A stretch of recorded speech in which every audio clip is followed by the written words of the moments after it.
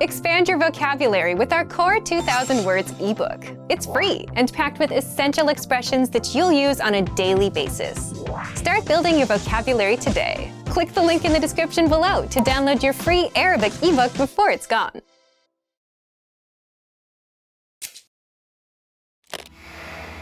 Hi everyone! Welcome to the Ultimate Arabic Pronunciation Guide.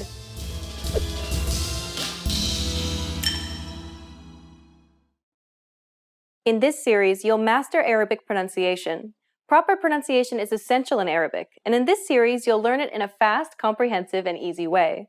In this first lesson, you'll learn about the building blocks of the Arabic pronunciation system that will help you in future lessons. Arabic uses an abjad writing system where each symbol is codified as a consonant. All 28 letters in the Arabic alphabet are consonants. There are no letters that represent vowels in Arabic. This does not mean that the Arabic language lacks vowels altogether, though, because vowel sounds do exist, but they're just implied. Consider this English example. See if you can guess the sentence. Even without the vowels, it's very likely that you figured out that the correct reading of this sentence is, "He went to the park." This is similar to what it's like to read in Arabic. But be careful not to fall into a very common trap. As you're learning to speak correctly, you shouldn't concern yourself with all the letters. That's right, forget them. You care about the sounds of Arabic, and here they are. There are 28 consonant sounds and 6 vowel sounds. Each symbol that you see here represents a single sound determined by the IPA, which is a standardized way to represent sounds without the baggage that's often involved with traditional letters. By using all of these sounds, you can form every single word in Arabic. Still seem complicated? Well, how about this? Of the 28 consonant sounds in Arabic, you already know 19 of the original sounds. That's right. If you're a native English speaker, then you already make these sounds every day. You can also ignore all of the vowel sounds for the same reason. The only thing standing between you and perfect Arabic pronunciation is 9 new consonant sounds. You can handle that. Now let me introduce Parihan, who will be helping you to master these new sounds. مرحبا أنا بريهان. Parihan will be giving you native pronunciation examples for you to imitate. But for this first lesson, just sit back and listen to the unique sounds of Arabic. حتى رد صوت ضوء طول ظل قوي غالي عالي. In the next lesson, we'll look at the top 5 pronunciation mistakes Arabic learners make. You'll want to make sure not to fall into these common traps. After that, we'll start going through the vowels and consonants of Arabic. This is your chance to learn how to correctly say all of the words you just heard. We'll finish up the series by covering some special topics that will really make your Arabic sound natural. To wrap up this lesson, here's a question for you. Why is it important to spend time on learning proper pronunciation, even if you're already an advanced speaker? The answer, you will be understood, and this will help you build more confidence as you communicate in Arabic.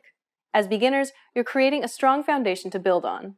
And for more advanced students, this is your chance to improve your accent and lose any bad habits you may have picked up. What is the hardest part of Arabic pronunciation? Tell us about it in the comments. See you in the next Ultimate Arabic Pronunciation Guide lesson.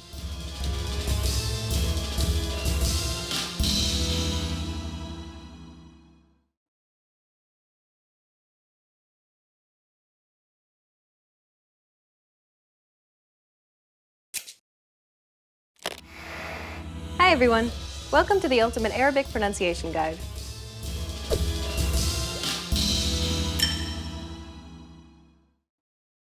In this lesson, you'll learn the top 5 Arabic pronunciation mistakes to avoid. These are common mistakes that students of Arabic tend to make. So pay close attention and make sure that you don't make these same mistakes too. Are you ready? Then let's get started. Number 1. Can't pronounce rolled R's. The Arabic R is a challenging sound for most learners of Arabic. Don't be discouraged, though, as it is a naturally difficult sound. Many Arab children have difficulty pronouncing this sound. With enough practice, however, you'll be able to overcome it. The only way to solve this problem is to keep listening to native Arabic speakers and practicing it yourself, or practicing with us. Listen to the following examples. ورد رد. We'll teach you how to perfect this complex sound in Lesson 6. Number 2. Mispronouncing the L sound. The Arabic L sound is peculiar because it sounds somewhat like an English L, but not exactly. The problem arises when speakers begin substituting the English L for this sound, and when you do, native speakers will notice immediately that Arabic is not your native language. Listen to Perihan and pay attention to the way it's pronounced in the following words. لون أهلا Unlike the English L, the tongue is ever so slightly flatter and straighter in Arabic. Don't worry if you don't get it right away because we'll break down this sound in Lesson 5. ع أ أ Many learners tend to confuse these two sounds because both are throaty sounds that are uncommon in Western languages. The first sound sounds like a deep and turbulent sound that rumbles far in the throat. You'll have to retract the back part of your tongue into your mouth to cause constriction in your throat. This sound is arguably the trickiest sound in Arabic, but don't give up. You'll master it with practice. The second sound is actually deeper in the throat than the first, so deep in fact that it causes the vocal cords to stop momentarily, causing a buildup of pressure. It's the sound you make in between the and o in uh-oh. Listen to both of these sounds in a few examples. عسل فأر عائلة We'll teach you all you need to know about these two sounds in Lesson 7. There are many dialects in Arabic, so much so that it often feels like each dialect is like a language in its own. This can be daunting for new learners because there are just so many options that it's hard to decide which dialect to learn. This letter, for example, is pronounced like the J in jam in Standard Arabic, and in most dialects except for the Egyptian dialect. The Egyptian dialect, however, is one of the most widely understood dialects of Arabic because of the wide popularity of Egyptian media and movies. In Egyptian Arabic, this letter is pronounced like a regular English G, as in game. Let's listen to the difference one more time. In Standard, جديد and in Egyptian. جديد Of course, both pronunciations are correct. The key thing is to be consistent with your pronunciation. There are two tricky aspects about this letter. The first is that it's a unique sound that does not exist in many languages. Let's listen to how it's pronounced in the word time in Standard Arabic. وقت وقت The second aspect is that this letter is pronounced differently in different dialects. The previous pronunciation occurs in Standard Arabic and in the Arab countries of Northwest Africa, like Morocco, Algeria, Libya, and Tunisia. In Egyptian and Levantine dialects, this letter is a glottal stop, like the stopping sound in uh-oh. Compare the pronunciation of this letter first in Standard Arabic and then in Egyptian dialect. وقت وقت وقت وقت Now you know the top 5 Arabic pronunciation mistakes to avoid. Try to be careful so that you don't make the same mistakes. In the next lesson, we'll start learning vowel sounds in Arabic. What's your biggest challenge with Arabic pronunciation? Is it one of these top 5 mistakes? Let us know in the comments. Stick with us and you'll overcome it quickly. See you in the next Ultimate Arabic Pronunciation Guide lesson.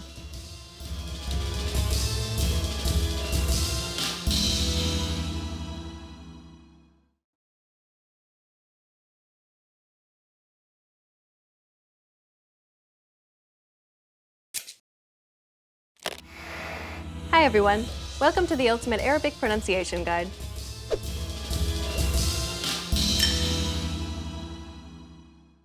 In this lesson, you'll learn all 6 Arabic vowel sounds. أ أ إي إي أو أو By learning all of these sounds, you'll be able to pronounce any vowel that could possibly appear in Arabic.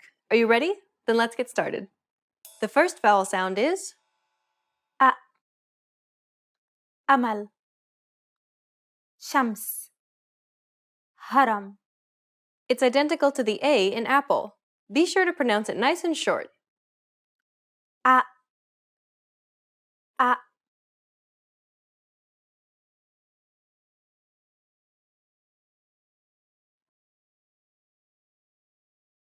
أ أ The next vowel sound is أ مال رنا بات It's just like the previous vowel, but longer. Notice how your mouth opens wider and the pressure is closer to the back of your mouth and throat than compared to the previous A sound. The sound should be deep, and you should feel your vocal cords vibrating. It should also be pronounced longer than the previous A sound. A. A. A. A. The next vowel sound is إي. طفل. كتاب. حساب. It's identical to the I in sit. Be sure to pronounce it nice and short.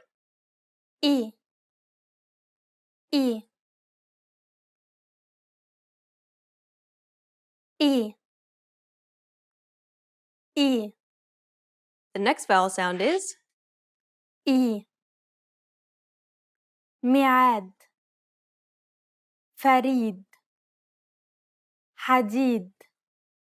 It's identical to the I in ski. Be sure to pronounce it longer than the previous I sound. إي. إي.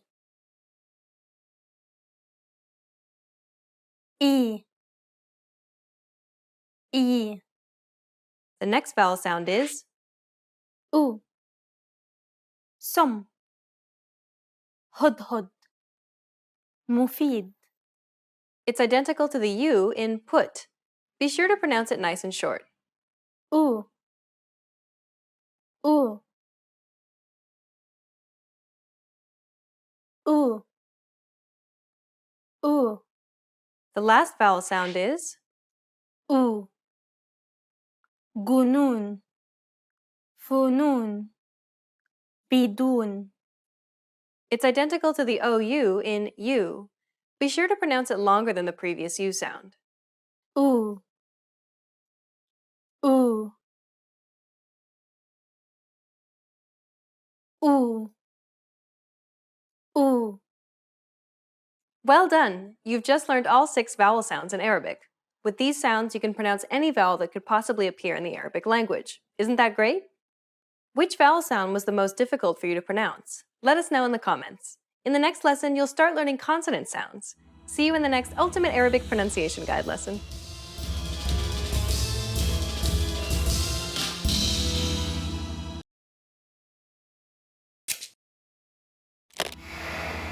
Hi everyone! Welcome to the Ultimate Arabic Pronunciation Guide.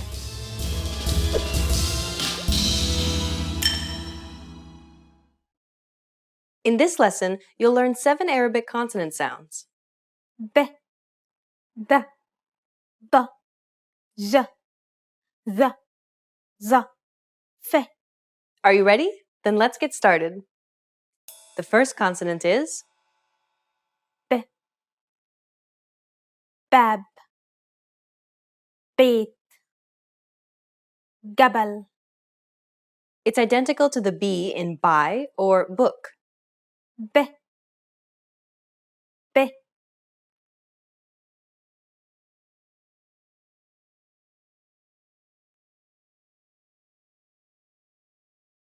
ب. ب. The next consonant is د. دار. بدلة. سد. It's identical to the D in dad or doctor. د. د.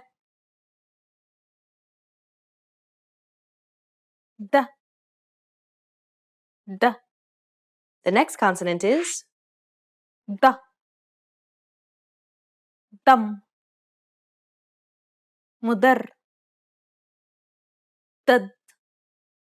This is similar to the previous D sound, except it sounds deeper.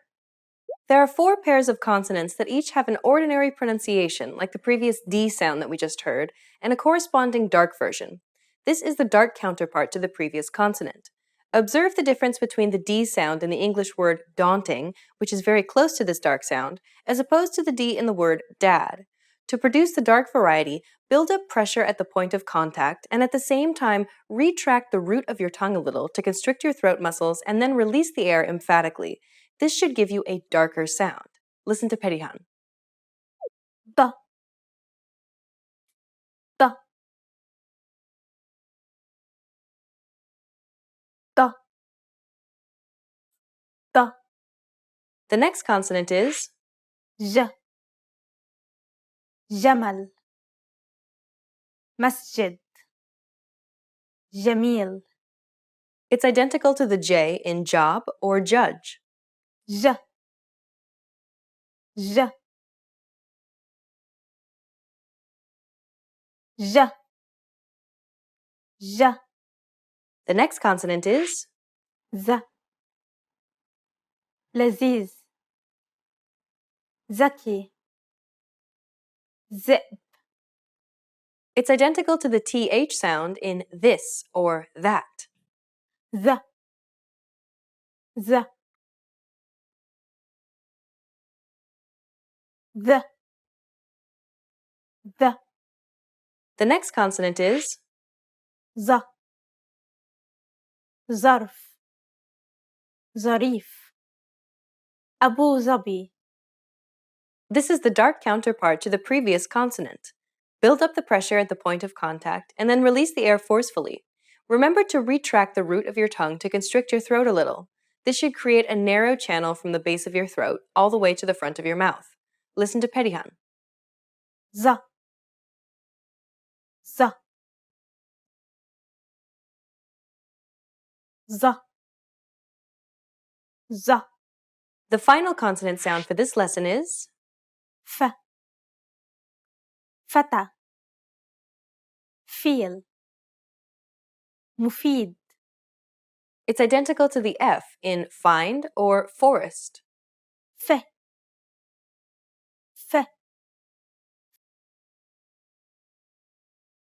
ف ف Well done! You just learned your first 7 Arabic consonants. ب د ض ج ذ ظ ف. Was seeing the pronunciation illustrations helpful? Please comment and share your thoughts. In the next lesson, you'll learn 7 more consonant sounds in Arabic. See you in the next Ultimate Arabic Pronunciation Guide lesson.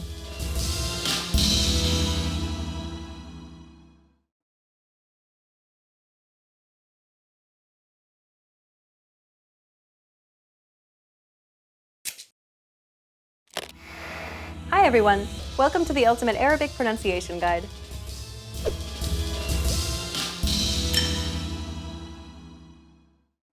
In this lesson, you'll learn 7 more consonant sounds in Arabic. ه ح ي ك ل م ن. Are you ready? Then let's get started. The first consonant is ه هرم سه مهم. It's identical to the H in house or height. ه ه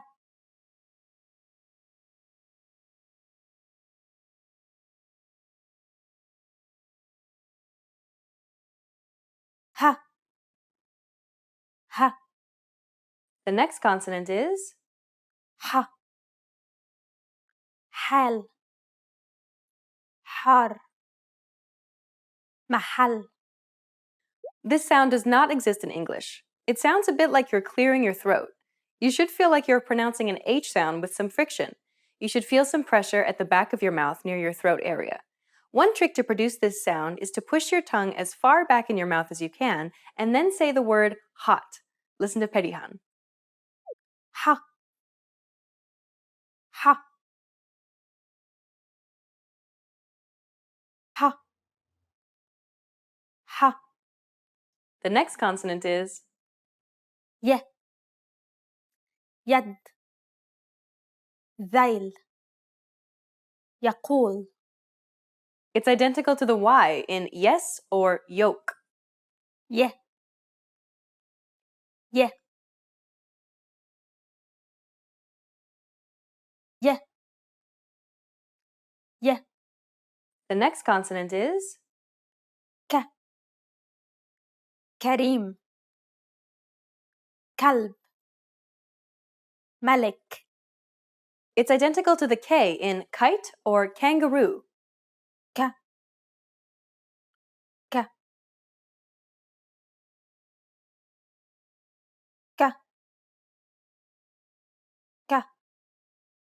The next consonant is لا لا ملح مال. This is almost identical to the L in land. Unlike the English L, however, the tongue is straighter in Arabic. Listen to Perihan. لا لا لا لا. The next consonant is ما المسيح مطر تمر. It's identical to the M in moon or money. ما ما ما ما.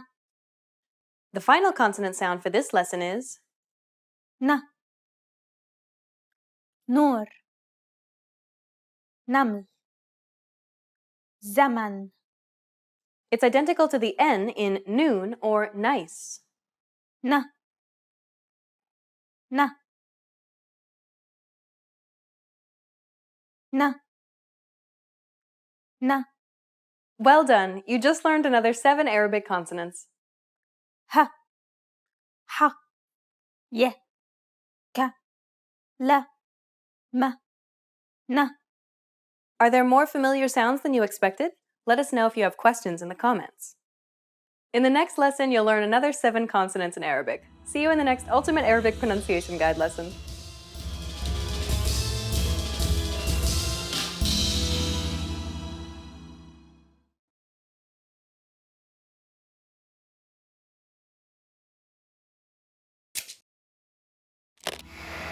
Hi everyone! Welcome to the Ultimate Arabic Pronunciation Guide.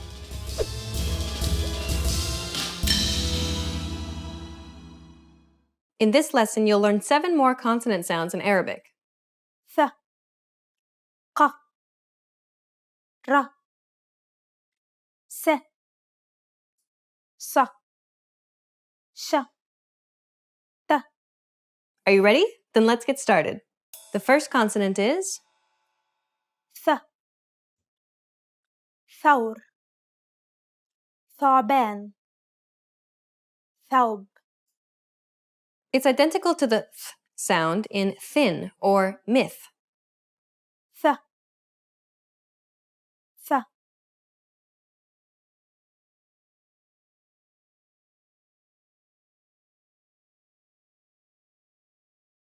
ث ث. The next consonant is ق قبل يقول بقر. This sound does not exist in English. It sounds similar to a K sound, but deeper. To pronounce this sound, think of it as if you were pronouncing a regular K sound, except try to retract your tongue further back into your mouth, as if you're aiming for the back of your head. Listen to Perihan. ق ق ق ق.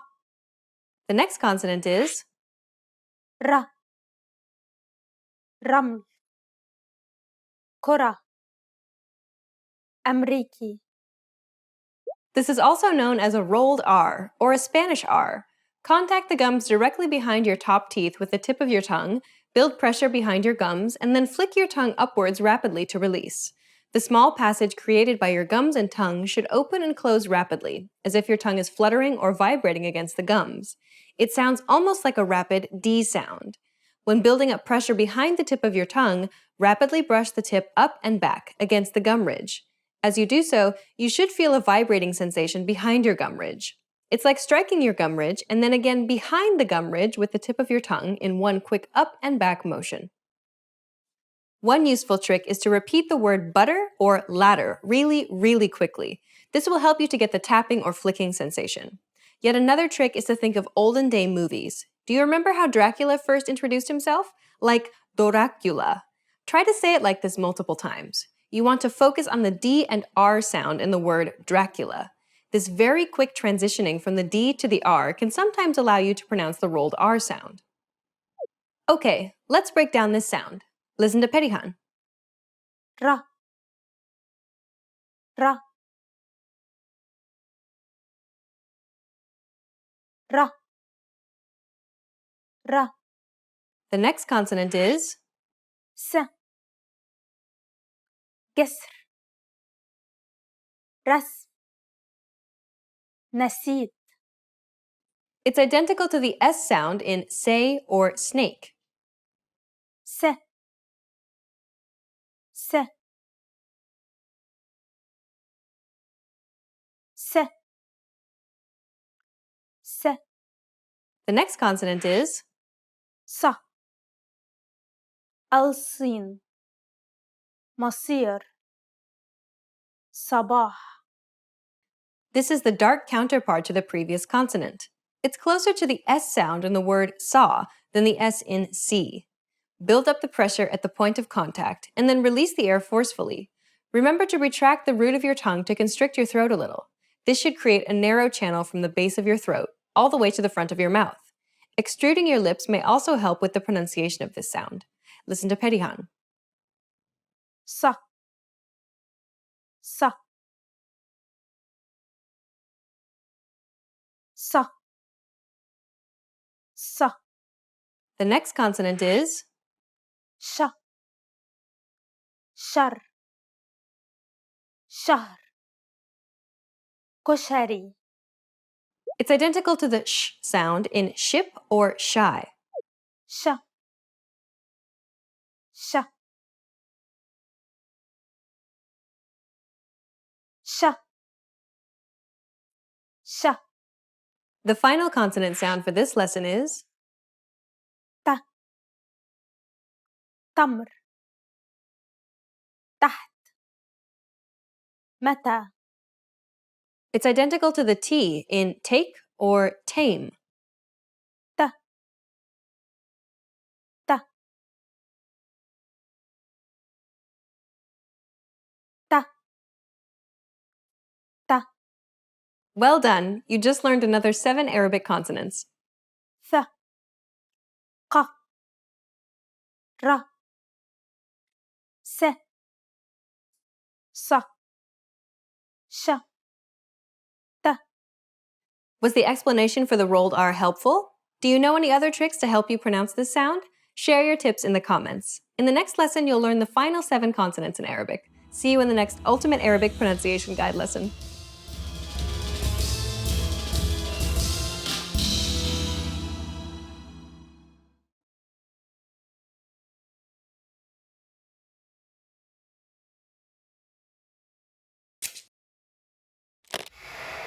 Hi everyone! Welcome to the Ultimate Arabic Pronunciation Guide.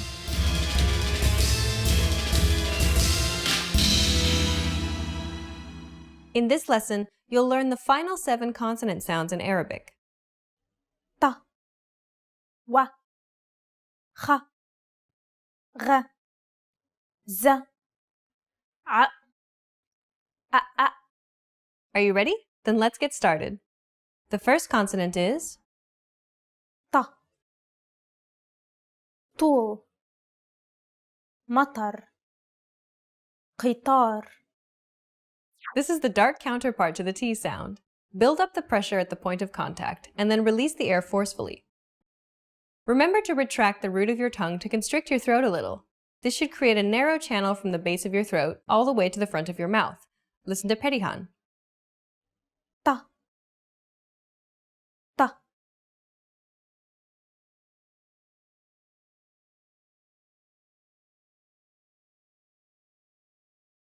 ط ط The next consonant is و ورد أسود وجه It's identical to the W in way or word. و و و و The next consonant is خ خط خيل مخ This is identical to the turbulent sound created in words like yech or Loch Ness. خ خ خ خ The next consonant is غ غسل مغلق صغير. This sound does not exist in English. It sounds like a turbulent G sound, or the sound you make when growling. Listen to Perihan. غ غ غ غ. The next consonant is ز زرع منزل زيت. It's identical to the Z in zoo or size. ز ز ز ز. The next consonant is ع عسل فعل عمل. This sound does not exist in English. It is a very deep and turbulent sound. To pronounce this sound, first think of pronouncing the deep H sound. Constrict your throat by retracting the back part of your tongue and then pronounce hot. Do you notice how it sounds quite airy? This is because your vocal cords do not vibrate when you pronounce the deep H sound. To pronounce this sound, do the same as you would with the deep H sound, but this time try to cause your vocal cords to vibrate. Imagine you're carrying something really heavy as you pronounce this sound. Listen to Perihan. ع ع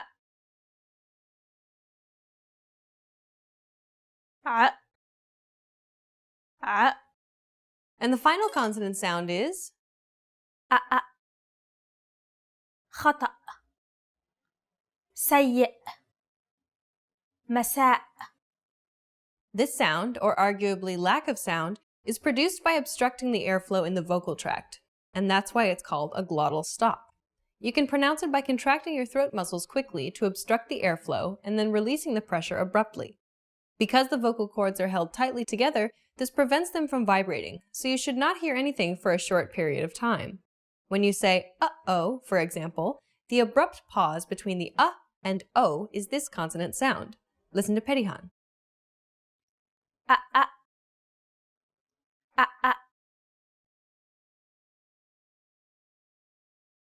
أ أ أ أ. Well done! You just learned the final 7 Arabic consonants. ط و خ غ ز ع أ أ. We've covered every single sound that could possibly appear in the Arabic language. You can now properly pronounce anything in Arabic. Isn't that great? Which was the most difficult sound to learn? Please comment and share your thoughts. In the next lesson, you'll learn about Arabic stress. See you in the next Ultimate Arabic Pronunciation Guide lesson.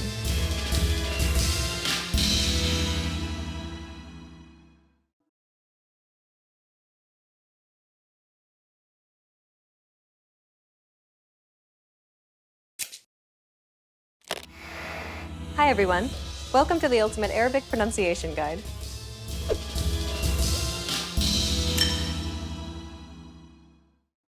In this lesson, you'll learn about Arabic stress. But what exactly is stress?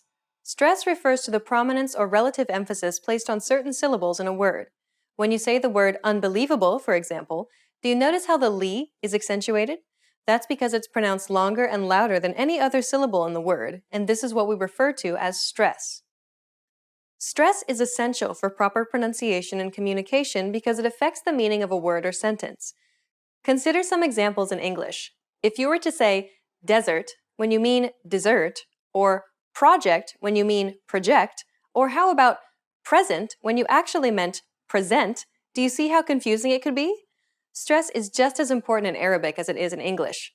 Unlike English, however, there are much clearer stress rules in Arabic. Learning the stress rules in Arabic is very simple. There are only 2 main principles that you have to follow. Principle number 1. Stress the long syllable that is closest to the end of the word. Principle number 2. If there are no long syllables, stress the 3rd syllable from the end. A long syllable is a syllable that contains a long vowel or 2 consecutive vowels, or if it has a vowel and ends with a consonant. Okay, Now let's take a look at the first principle in action in a few Arabic words. Repeat them after Perihan. كتاب كتاب سلام سلام حدود حدود مراكز مراكز مفاتيح مفاتيح مسؤولين مسؤولين. See how the long syllable that is closest to the end of each word was stressed? That's the first principle in action. Okay, now let's take a look at the second principle. If there are no long syllables, stress the third to last syllable. Repeat after Perihan. كتب كتب مدرسة مدرسة منزل منزل استنبط استنبط اقترب اقترب. The third to last syllable for words that are 3 syllables or less is also the first syllable. But notice how the stress never goes past the third to last syllable in words that have 4 or more syllables. Now you know the secret to speaking Arabic with the correct stress. In the next lesson, we'll learn about emphasis spreading. Which principle was easier for you to learn? Share it in the comments. See you in the next Ultimate Arabic Pronunciation Guide lesson.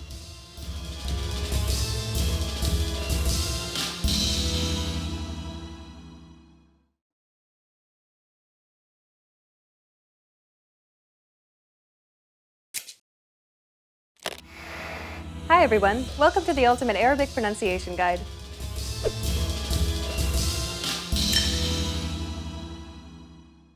In this lesson, you'll learn about emphasis spreading in Arabic.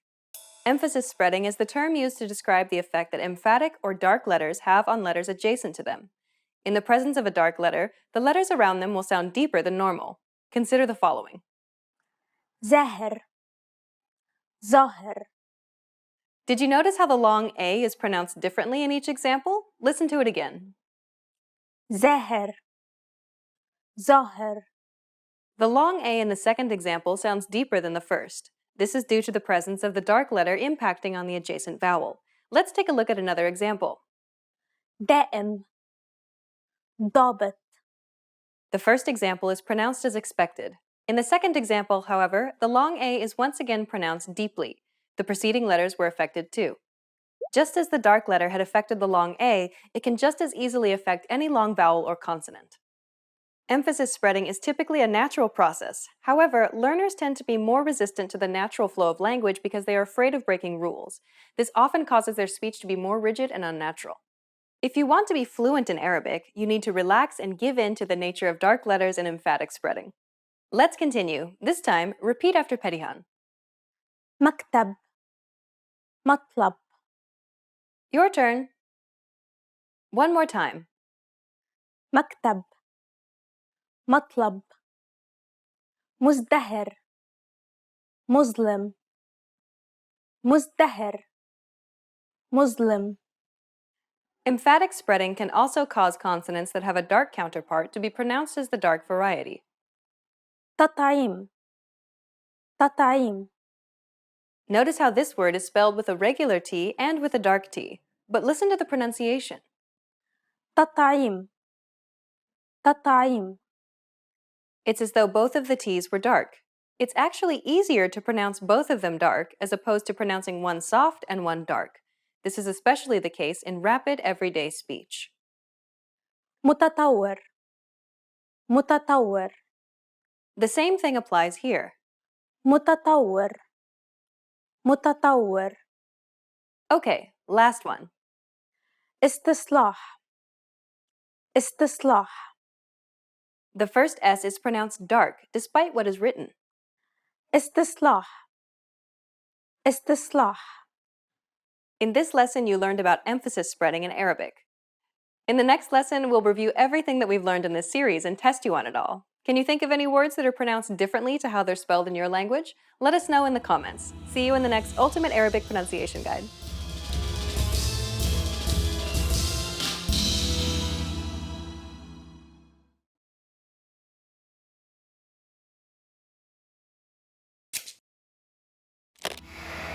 Hi everyone!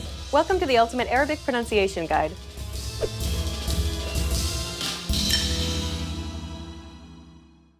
You've made it to the last lesson. Do you feel more confident about speaking in Arabic now? In this last lesson, we'll wrap things up by quizzing you on the material that we've covered in this series. Make sure to practice out loud with this lesson. You know all the parts and pieces, but can you speak Arabic with a natural accent? If you've been quiet up until now, be sure to speak out loud with Perihan. Are you ready? Let's go. You probably knew this phrase before you started the series, but did you know how to pronounce it correctly? Give it a shot. السلام عليكم. Did you pronounce this greeting correctly? Be mindful about the throaty sound in this common greeting. Try again. عليكم. If you still haven't got it, go back to Lesson 7 to review the material. What about this next one? صباح الخير. Did you pronounce these emphatic consonants correctly?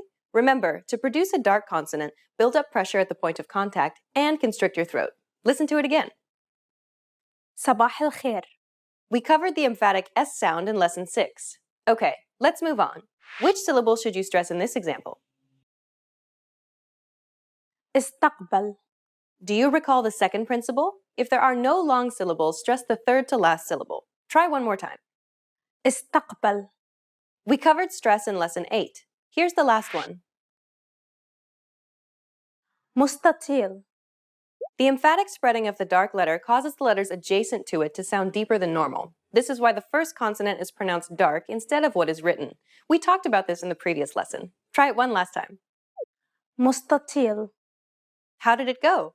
Do you feel like you have a better accent than you did at the beginning of this series? What parts of Arabic pronunciation are still difficult for you? Good luck as you continue learning Arabic. Bye!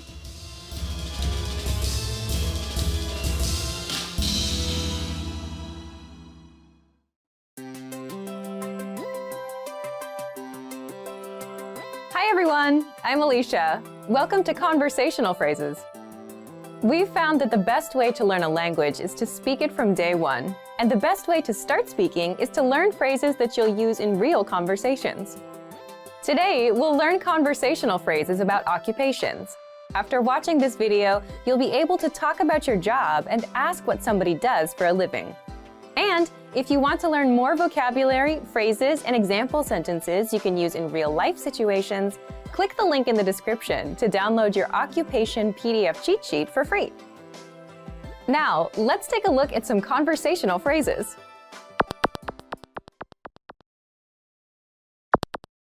Listen to the dialogue. بتشتغل إيه؟ أنا فنان. Listen to it again, now with the English translation.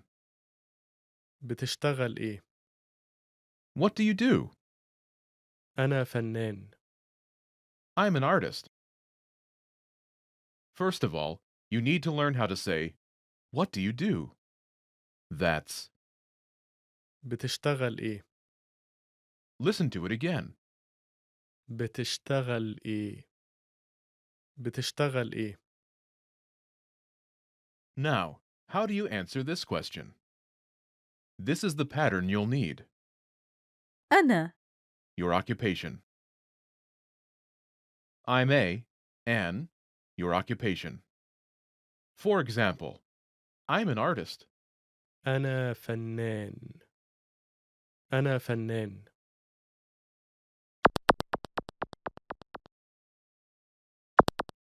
Here are a few more professions you can use with the same pattern.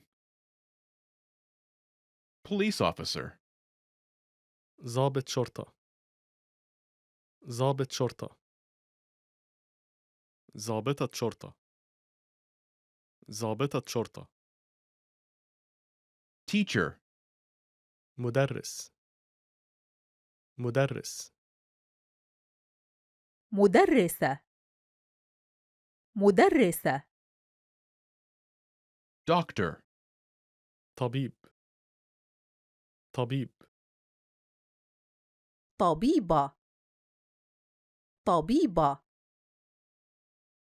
engineer, مهندس. مهندس. مهندسة مهندسة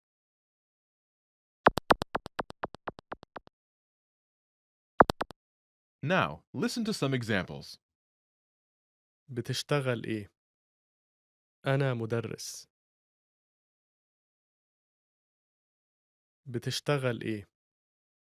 أنا طبيب. بتشتغل إيه؟ أنا مهندس.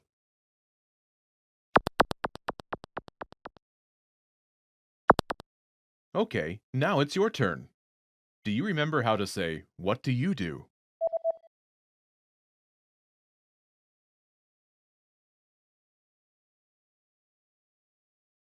بتشتغل إيه؟ Imagine you're a doctor. Do you remember how to say, "Doctor"? طبيب. طبيب. Say, "I'm a doctor."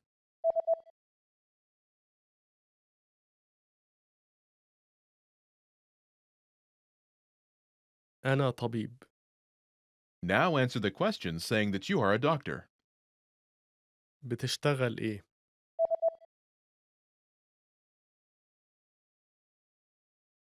أنا طبيب. Now, imagine you're a teacher. Do you remember how to say teacher? مدرس. مدرس. Say, "I'm a teacher."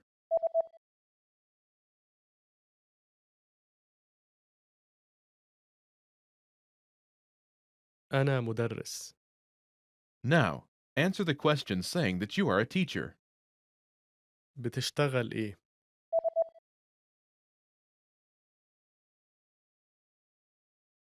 أنا مدرس. Now, imagine you're an engineer. Do you remember how to say engineer? مهندس. مهندس.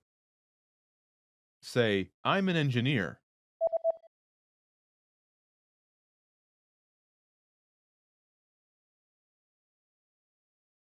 أنا مهندس. Now, answer the question saying that you are an engineer. بتشتغل إيه؟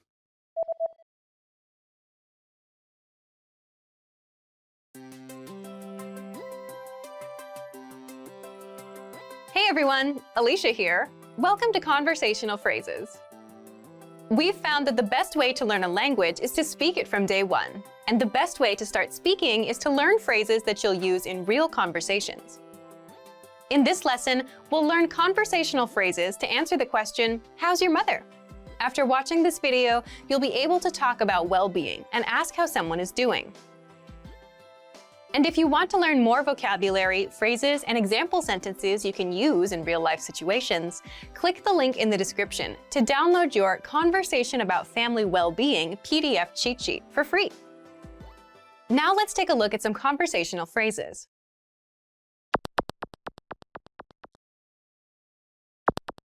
Listen to the dialogue. أخبار مامتك إيه؟ كويسة. Once more with the English translation. أخبار مامتك إيه؟ How's your mother? كويسة. She's fine. First of all, you'll need to learn how to say, "How's your mother?" That's. أخبار مامتك إيه؟ Listen to it again. أخبار مامتك إيه؟ أخبار مامتك إيه؟ This Arabic sentence literally means, "News, your mom, what?" But it translates as, "How's your mother?" in English. Now, how do you answer this question? The pattern is state of well-being. In Arabic, we only say the adjective as answer. For example, she's fine. كويسة. كويسة.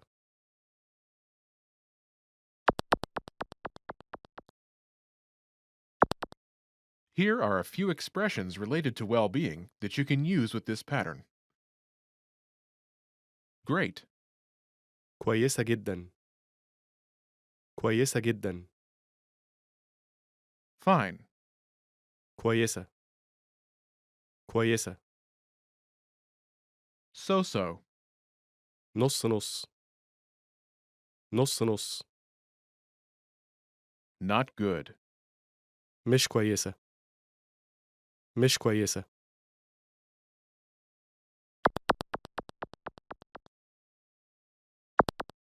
Let's look at some examples. Listen and repeat or speak along with the native speakers. أخبار مامتك إيه؟ كويسة جدا أخبار مامتك إيه؟ نص نص أخبار مامتك إيه؟ مش كويسة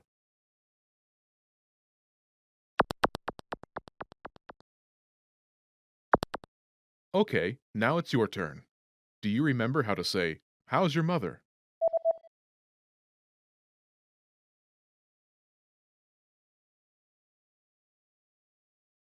أخبار مامتك إيه؟ Imagine she's great. Do you remember how to say, "Great"? كويسة جدا كويسة جدا Say, "She's great."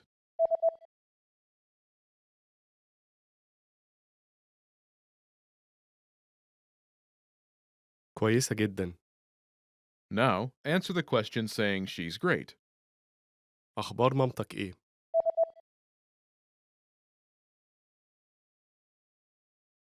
كويسة جدا Now imagine she's so-so. Do you remember how to say, "So-so"? نص نص نص نص Say, "She's so-so."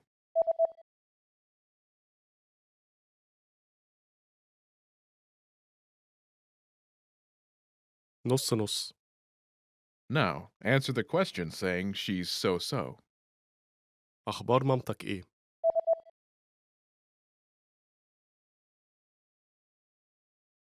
نص نص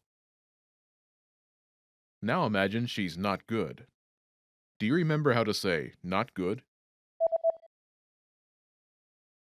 مش كويسة مش كويسة Say, "She's not good."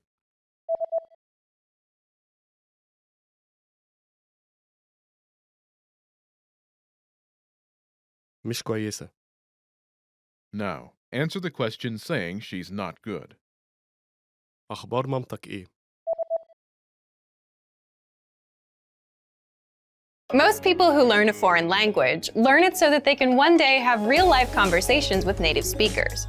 When you start out learning and crack open your first textbook or listen to your first podcast, having a real conversation can feel like a fantasy. When everything about a language feels new, it can be overwhelming. But this couldn't be further from the truth. While it does take a significant amount of time and effort to become fluent, having a conversation might not be as far off as you think. In this video, we'll look at 3 ways you can boost your conversational skills and start talking to native speakers. Number 1, find native speakers and practice with them. It's unlikely you live near a big group of native speakers to practice with. If you happen to be in a major or international city, your chances may be better. Check and see if your city has a general language exchange. Chances are there could be a native speaker there who is also trying to learn another language. Practicing in person with a native speaker is probably the most interesting option for honing your speaking skills. But if you can't find anyone where you live, the next best option is to look online. Luckily for language learners, the past 10 years or so have seen an explosion in online language exchange sites. On these websites, you can search for someone who is a native speaker of your target language and is also learning your native language. The idea behind a language exchange is that you communicate with them via video or text chat, and half of the time, they help you practice your target language. And for the other half, you help them practice theirs. Practicing via an online language exchange is a highly effective way to practice your conversational skills. Number 2, work on pronunciation. Pronunciation is often an overlooked skill when it comes to learning a foreign language. Most people think of a good foreign accent as a luxury rather than a necessity. But what most people don't talk about is how having a good accent boosts your listening and comprehension skills. If you can hear a sound from a foreign language and know how to make it yourself, then you're more likely to understand native speakers when they talk at normal speed, and you're also more likely to remember any new words or phrases you come across. Having a good accent means that the language no longer sounds foreign. Instead, it sounds familiar, maybe even natural. So how do you go about perfecting your accent? The best way is to break down the language into its individual sounds.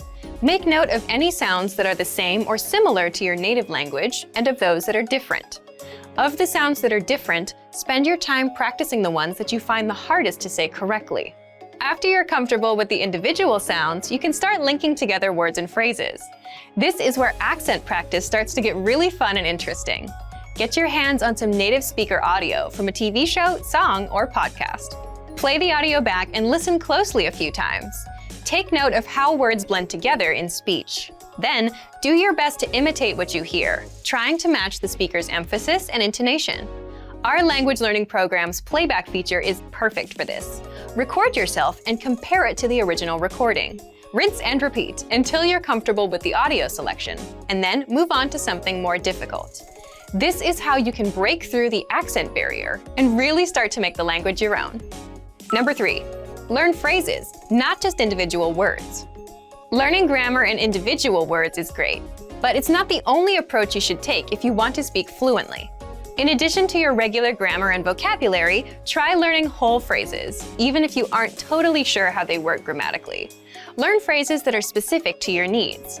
It's a good idea to learn phrases that are grouped around a certain setting or subject, such as simple greetings or introductions, questions for getting to know someone, or traveling comfortably.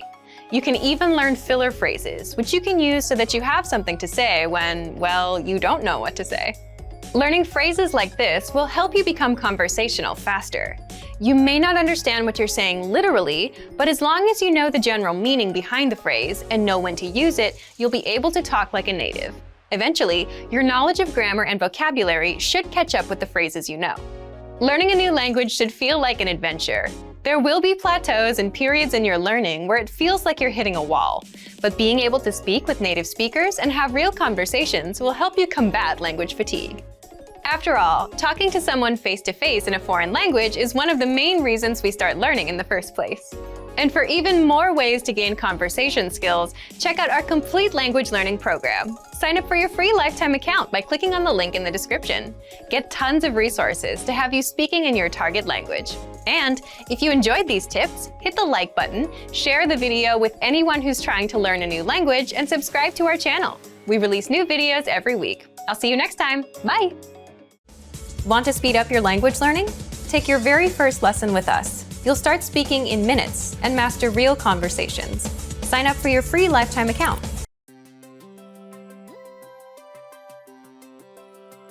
Hey everyone, Alicia here. Welcome to Conversational Phrases. We've found that the best way to learn a language is to speak it from day one. And the best way to start speaking is to learn phrases that you'll use in real conversations. In this lesson, we'll learn conversational phrases to answer the question, what's the matter? After watching this video, you'll be able to make complaints and ask someone else if they're having any issues. And if you want to learn more vocabulary, phrases, and example sentences you can use in real-life situations, click the link in the description to download your Making Complaints PDF cheat sheet for free. Now let's take a look at some conversational phrases.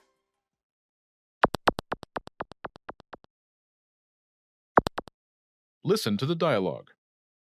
مالك؟ المكتب حر. Once more with the English translation. مالك؟ What's the matter? المكتب حر. The office is hot. First of all, you'll need to learn how to say, what's the matter? That's, مالك؟ listen to it again. مالك؟ مالك؟ This Arabic sentence literally translates into, what with you? But it means, what's the matter in English. Now, how do you answer this question? The pattern is المكتب. adjective. This Arabic sentence literally translates into the office adjective, but it means the office is adjective in English. For example, the office is hot. المكتب حر. المكتب حر.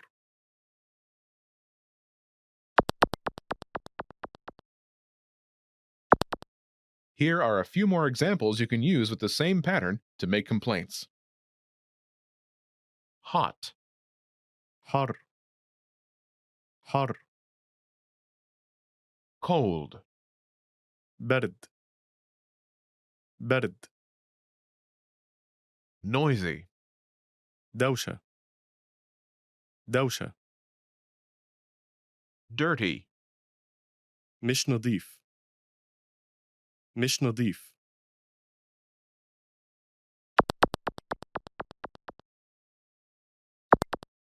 Let's look at some examples. Listen and repeat or speak along with the native speakers. مالك؟ المكتب برد مالك؟ المكتب دوشة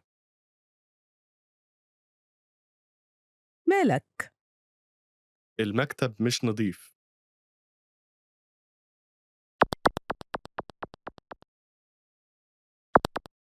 Okay, now it's your turn. Do you remember how to say, "What's the matter?"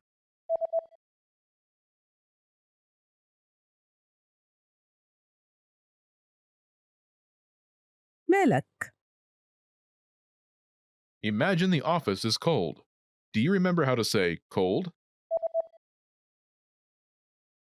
برد برد Say, the office is cold.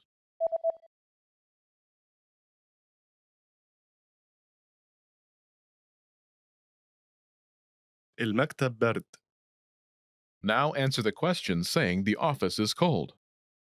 مالك؟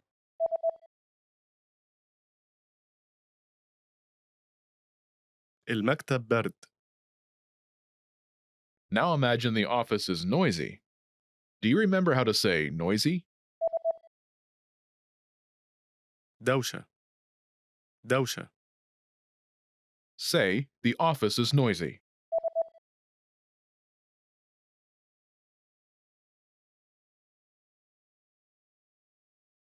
المكتب دوشة Now, answer the question saying the office is noisy.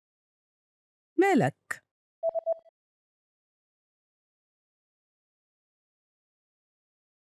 المكتب دوشة Now imagine the office is dirty. Do you remember how to say dirty? مش نظيف مش نظيف Say, the office is dirty.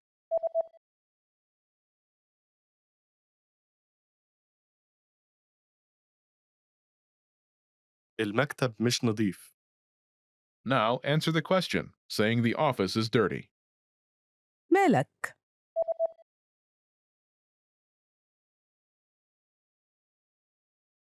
المكتب مش نظيف You've studied for a while and are ready to talk to people and practice what you've learned. But where do you start? Starting a conversation in a new language can seem a bit intimidating. How do you just jump into it? In this video, we'll look at 5 ways to start conversations. Number 1. Introduce yourself in your target language. This is usually one of the first things you learn when you start studying a new language. And sometimes, starting a conversation, or continuing one, is as simple as introducing yourself. Number 2. Talking about the weather. This is a universal talking point. People talk about the weather all over the world. And just saying, "It's really nice today," is enough to start a conversation. A great way to practice your weather conversation skills is to check out our Can-Do lesson pathway. This series of lessons teaches you how to talk about the weather in your target language. Number 3. Give compliments. Compliments are a great way to start a conversation. You can compliment something about your conversation partner's city, country, or something specific to them personally. "Hey, your bag is super cute," or "That ice cream looks delicious." These kinds of compliments can lead to further conversation about what you complimented. In this case, it could be fashion or a local restaurant. This is a great way to make quick connections with people. Number 4. Ask for help. For example, you can ask for directions, ask about prices, or request recommendations for restaurants or shopping spots, and let the conversation go from there. People are usually happy to lend a helping hand to tourists who are visiting their city. Number 5. Learn phrases for transactions. This can include getting a room at a hotel, or telling a taxi driver where to go. When you're traveling overseas, you'll need to talk to other people in your target language. And while this might be a bit scary at first, you'll find that the people you meet are just happy that you're trying to communicate with them. So get started talking in your target language now.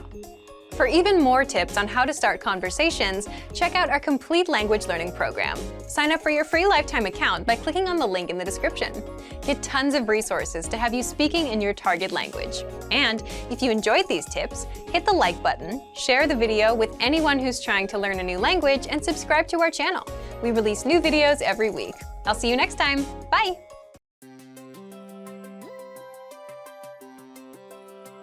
Hi everyone, I'm Alicia.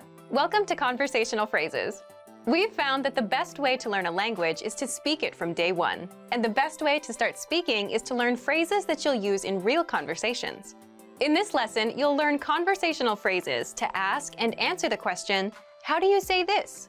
After watching this video, you'll be able to ask someone how a word is pronounced.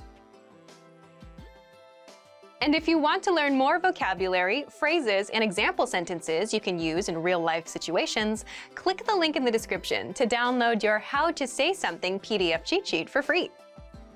Now, let's take a look at some conversational phrases.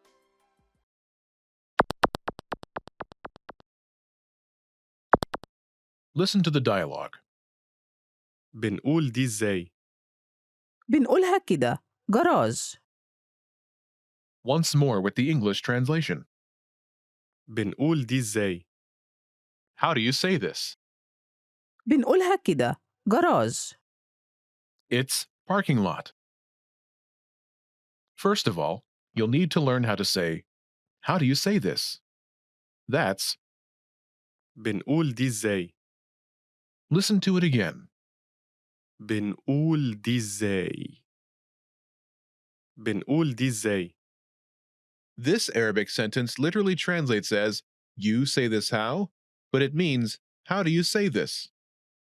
Now, how do you answer this question? The pattern is, بنقولها كده. word.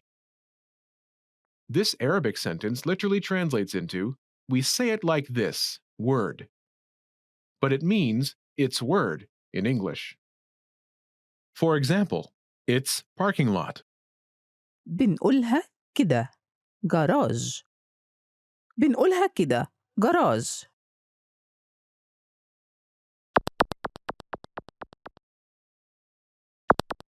Here are a few useful words you can use with the same pattern. Parking lot, جراج جراج morning, صباح صباح travel, سفر سفر invasion, غزو غزو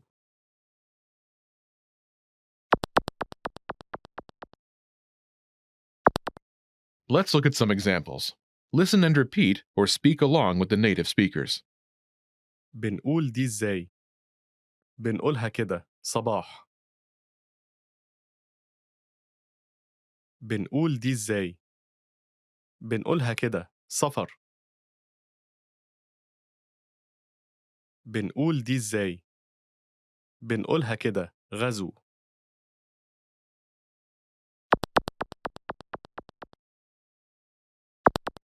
Okay, now it's your turn.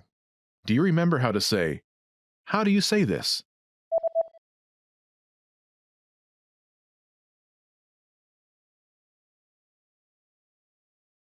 بنقول دي إزاي؟ Now, imagine it's the word morning. Do you remember how to say morning? صباح صباح Say, it's morning.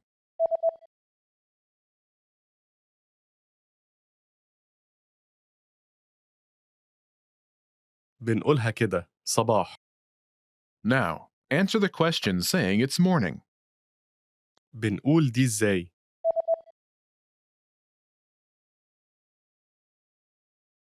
بنقولها كده صباح Now imagine the word is travel. Do you remember how to say travel? سفر سفر Say, it's travel.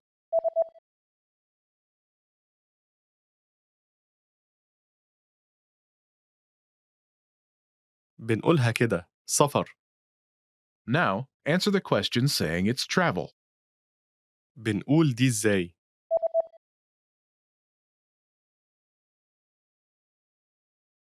بنقولها كده سفر. Now imagine the word is invasion. Do you remember how to say invasion? غزو. غزو. Say, it's invasion.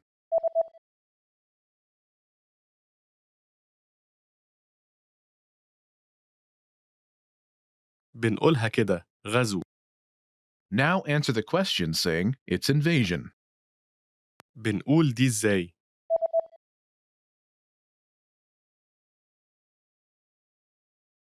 بنقولها كده غزو. Want to speak real Arabic from your first lesson? Sign up for your free lifetime account at ArabicPod101.com. Want to speak your target language with confidence and impress native speakers? When learning to speak a new language, you have lots of things to think about, including grammar, vocabulary, and pronunciation. Because you're thinking of all of these things and trying to speak, it can be difficult to communicate with confidence, especially in the beginning. This is why it's helpful to make confidence-building exercises part of your language learning process. In this video, you'll learn 7 ways to boost your confidence. 1. Read out loud. This might seem pretty basic, but it's a great way to practice speaking. Reading aloud lets you practice speaking without having to think about grammar or things to talk about. Reading out loud lets you focus on your pronunciation and the rhythm of the language. It can help you learn to speak more smoothly and quickly, without even thinking about it. If you're using our lessons, read the dialogue out loud as you listen. You can read along with the dialogue tool, the lesson notes, or the transcript. 2. Read like a child. This might sound strange, but think about children learning to read. They go slow and sound everything out. Maybe it takes 2 or 3 tries before they read a new word smoothly, and a few more tries before they can read it at a natural pace. This example applies to language learning too. If you find a complex sentence in something you're reading, read it slowly at first, then speed up. With practice, you'll be able to say it easily. It might feel a bit silly to speak very slowly, but this kind of practice can help you identify tough sounds you might miss or say incorrectly when reading quickly. 3. Use the dialogue breakdown tool. If you're using our site, this is a great tool to take advantage of. It breaks down lesson conversations into individual lines. You can listen to the audio for each line, learn what each line means, and can reread and review as much as you want. 4. Use the voice recorder to record and compare yourself with native speakers. Just click on the microphone icon next to each line in the dialogue section. You can use this tool to perfect your pronunciation if you like, but this is also something you can use to work on speaking with confidence at native level speed. You'll find this tool in the dialogue section of all of our lessons. 5. Repeat and review old lesson conversations. Reviewing what you've studied in the past is the best way to make sure you maintain what you've learned. Go back to older lessons, download the lesson dialogue tracks, and re-listen to the conversations again and again. Or you can reread the dialogue lines from previous lessons until you've mastered them all. 6. Shadow conversations. Repeat what you hear out loud. This tactic is important, but it can be tricky when you're doing a brand new lesson. If you're reviewing dialogues from lessons you've done though, it's super easy to do. Just listen to the dialogue and repeat what you hear. Shadowing means mimicking the speaker as soon as they speak, following their intonation and rhythms as closely as possible. 7. Send recordings to your Premium Plus teacher. If you want to speak with confidence, there's no better confidence boost than feedback from a native speaker, and you get just that with a Premium Plus teacher. You can record yourself reciting a lesson dialogue or any dialogue of your own, and your teacher will give you specific tips on how to improve. From the tips your teacher gives you, choose at least one and practice, practice, practice. Being able to react quickly and with confidence in a conversation is typically not something you can do on your first try, but if you continue practicing, you'll gradually find yourself speaking with ease. And for even more ways to build your speaking confidence, check out our complete language learning program. Sign up for your free lifetime account by clicking on the link in the description. Get tons of resources to have you speaking in your target language. And if you enjoyed these tips, hit the like button, share the video with anyone who's trying to learn a new language, and subscribe to our channel. We release new videos every week. I'll see you next time. Bye!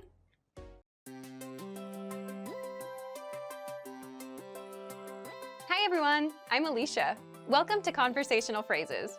We've found that the best way to learn a language is to speak it from day one. And the best way to start speaking is to learn phrases that you'll use in real conversations. In this lesson, we'll learn conversational phrases to answer the question, what's your favorite number? After watching this video, you'll be able to say many numbers and ask someone their favorite number.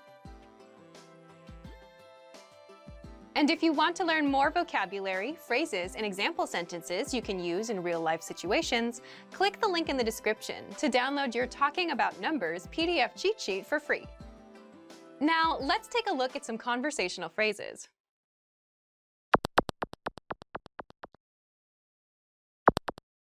Listen to the dialogue. إيه رقمك المفضل؟ رقمي المفضل هو 7. Once more with the English translation. إيه رقمك المفضل؟ What's your favorite number? رقمي المفضل هو 7. It's 7. First of all, you'll need to learn how to say, what's your favorite number? That's. إيه رقمك المفضل؟ Listen to it again. إيه رقمك المفضل؟ إيه رقمك المفضل؟ Now, how do you answer this question? The pattern is رقمي المفضل هو number.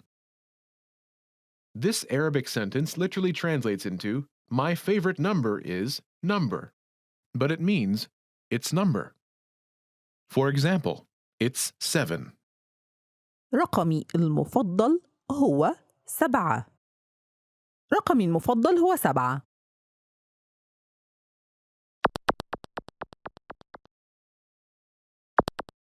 Here are a few more numbers you can use with the same pattern. 7, 7 7 2, 2 2 4, 4 4 9, 9 9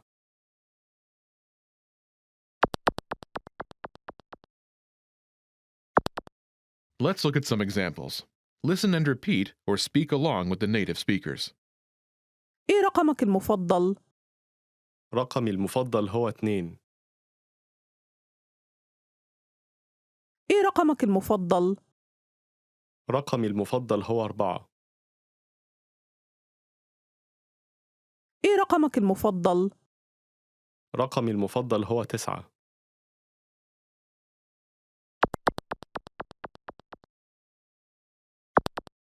Okay, now it's your turn. Do you remember how to say, what's your favorite number?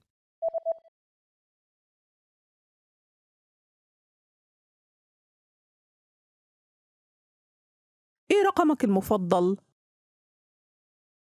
Imagine it's 2. Do you remember how to say 2? 2 2 Say, it's 2.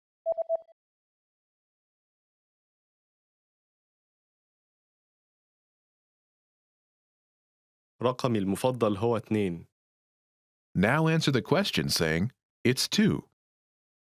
إيه رقمك المفضل؟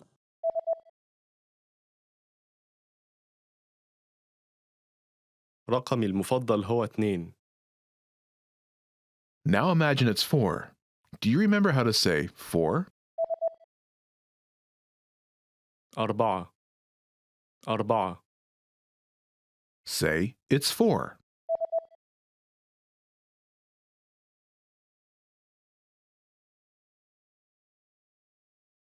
رقمي المفضل هو 4 Now, answer the question by saying it's 4. إيه رقمك المفضل؟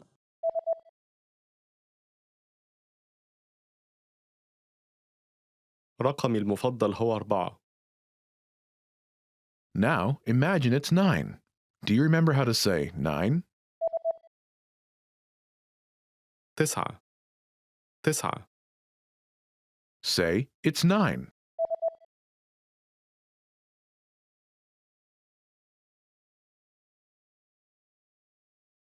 رقمي المفضل هو 9. Now, answer the question saying it's 9. إيه رقمك المفضل؟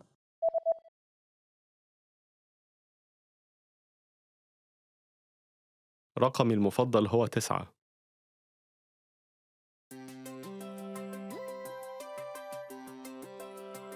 Hi everyone, I'm Alicia. Welcome to Conversational Phrases. We've found that the best way to learn a language is to speak it from day one. And the best way to start speaking is to learn phrases that you'll use in real conversations. In this lesson, we'll learn conversational phrases to answer the question, what kind of movies do you like? After watching this video, you'll be able to talk about movies and ask other people about their favorite kinds of movies. And if you want to learn more vocabulary, phrases, and example sentences you can use in real-life situations, click the link in the description to download your Talking About Movies and TV PDF cheat sheet for free. Now, let's take a look at some conversational phrases.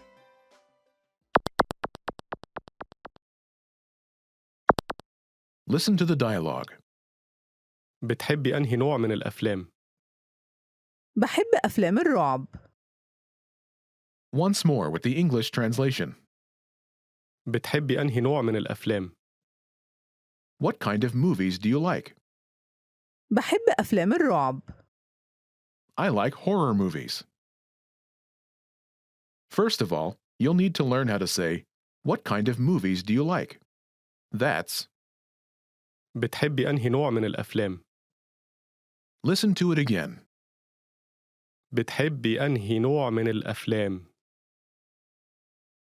بتحبي أنهي نوع من الأفلام؟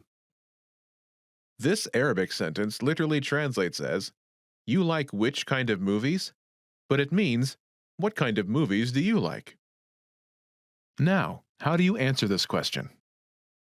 The pattern is, بحب أفلام. type of movie.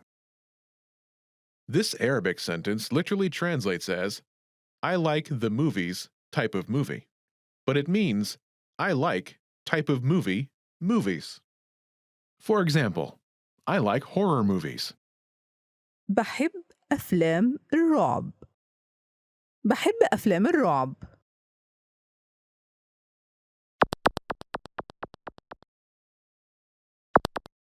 Here are a few more kinds of movies you can use with the same pattern to talk about movies. Horror, الرعب. الرعب. comedy, الكوميديا. الكوميديا. fantasy, الخيال. الخيال. romance, الرومانسية. الرومانسية.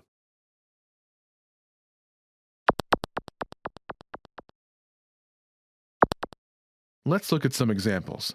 Listen and repeat or speak along with the native speakers. بتحبي أنهي نوع من الأفلام؟ بحب أفلام الكوميديا. بتحبي أنهي نوع من الأفلام؟ بحب أفلام الخيال. بتحبي أنهي نوع من الأفلام؟ بحب أفلام الرومانسية.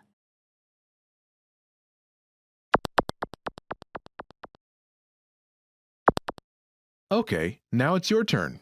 Do you remember how to say, what kind of movies do you like?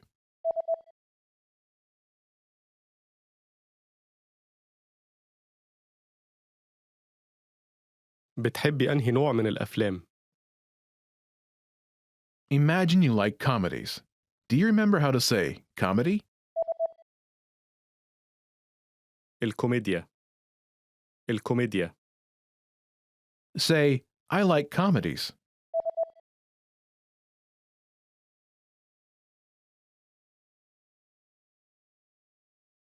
بحب أفلام الكوميديا. Now answer the question saying that you like comedies. بتحبي أنهي نوع من الأفلام؟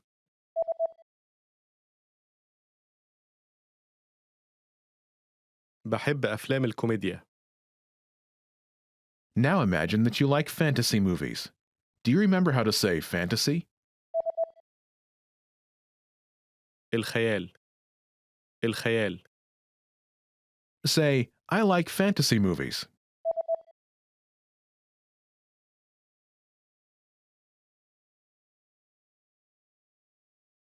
بحب أفلام الخيال. Now, answer the question saying you like fantasy movies. بتحبي أنهي نوع من الأفلام؟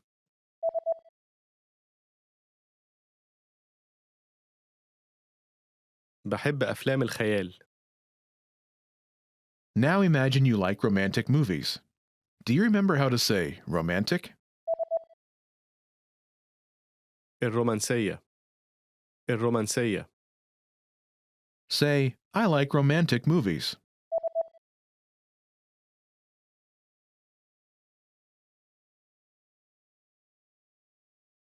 بحب أفلام الرومانسية. Now answer the question saying you like romantic movies.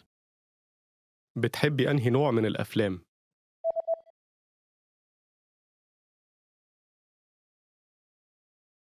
بحب أفلام الرومانسية.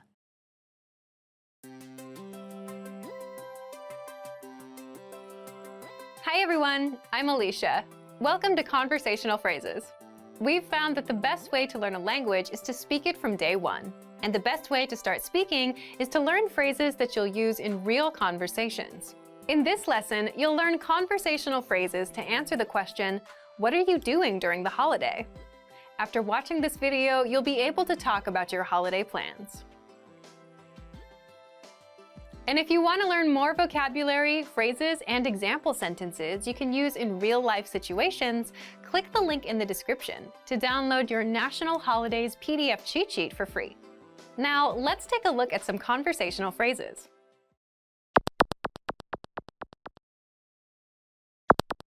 Listen to the dialogue. هتعمل إيه في شم النسيم؟ ناوي أسافر السخنة. Once more with the English translation. هتعمل إيه في شم النسيم؟ What are you doing for Spring Festival? ناوي أسافر السخنة. I'm planning to travel to Sokhna. First of all, you'll need to learn how to say, what are you doing for Spring Festival?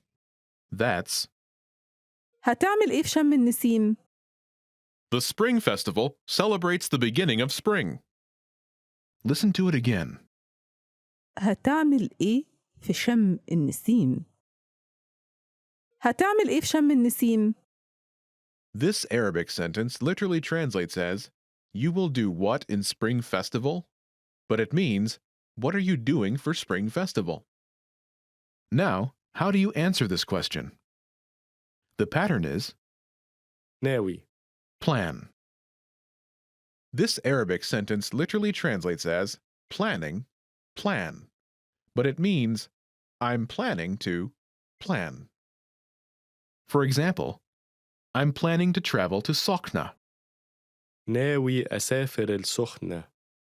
ناوي أسافر السخنة.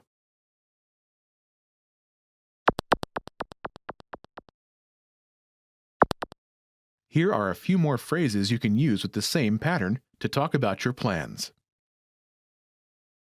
Travel to Sokhna. أسافر السخنة. أسافر السخنة. Travel. أسافر. أسافر. Stay home. أقعد في البيت. أقعد في البيت. Go to the movies. أروح السينما. أروح السينما.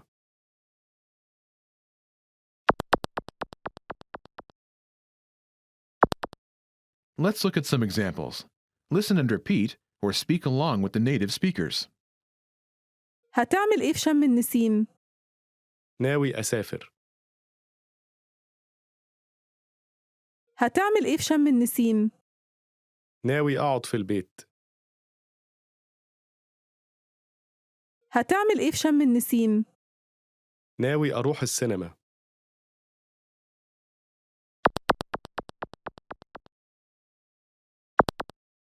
Okay, now it's your turn. Do you remember how to say, "What are you doing for Spring Festival?"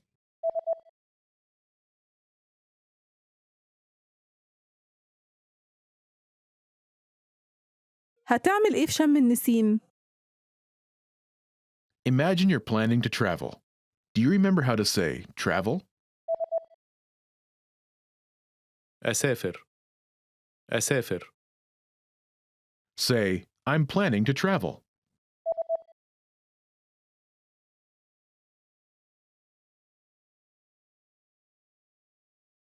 ناوي أسافر. Now, answer the question saying you're planning to travel. هتعمل إيه في شم النسيم؟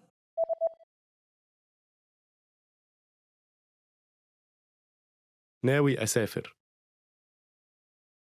Now, imagine you're planning to stay home. Do you remember how to say stay home? أقعد في البيت. أقعد في البيت. Say, I'm planning to stay home.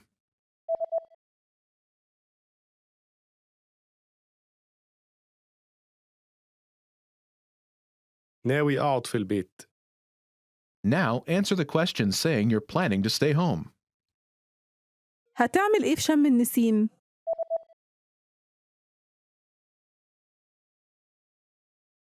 ناوي أقعد في البيت. Now imagine you're planning to go to the movies. Do you remember how to say go to the movies? أروح السينما. أروح السينما.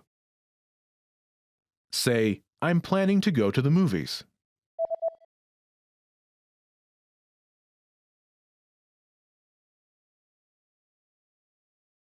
ناوي أروح السينما. Now, answer the question saying you're planning to go to the movies. هتعمل إيه في شم النسيم؟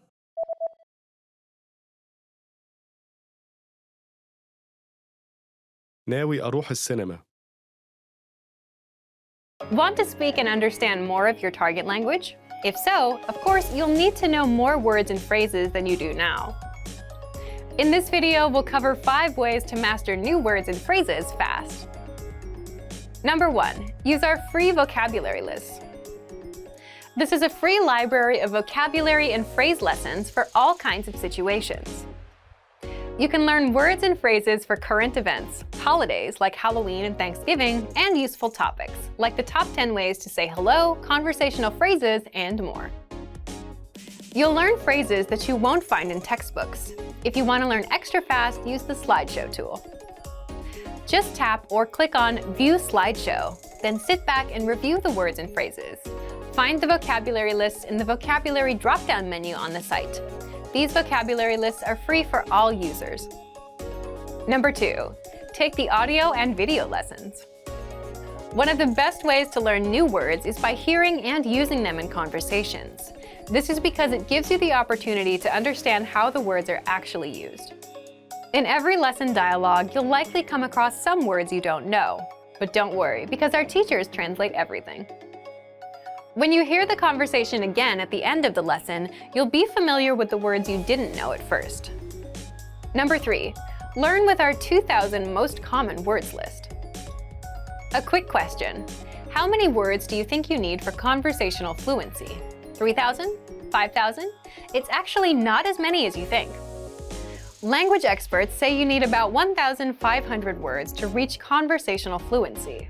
With our 2,000 most common words list, you'll get access to key vocabulary words you need to boost your conversation skills. The words are broken down into simple categories, such as adjectives, nouns, verbs, food, drinks, numbers, months, and so on. So you can go category by category and focus on what you're most interested in first.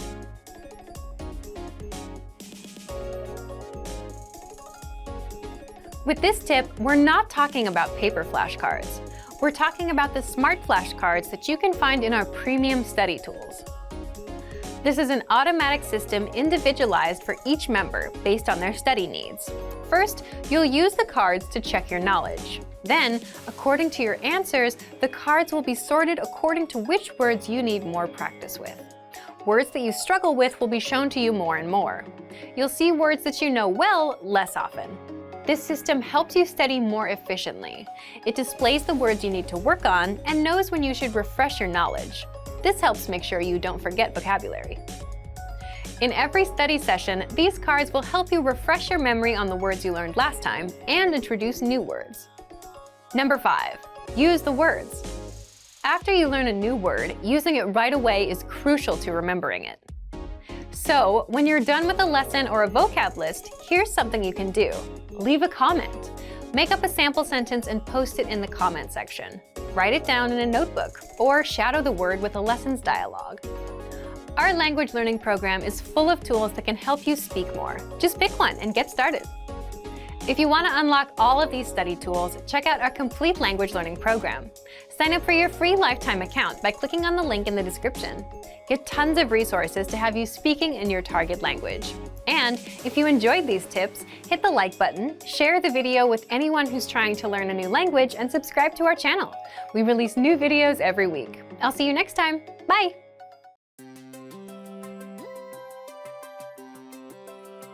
Hi everyone, I'm Alicia. Welcome to Conversational Phrases. We've found that the best way to learn a language is to speak it from day one. And the best way to start speaking is to learn phrases that you'll use in real conversations. In this lesson, you'll learn conversational phrases to use when talking on the phone. After watching this video, you'll be able to ask for someone on the phone and to put someone on hold.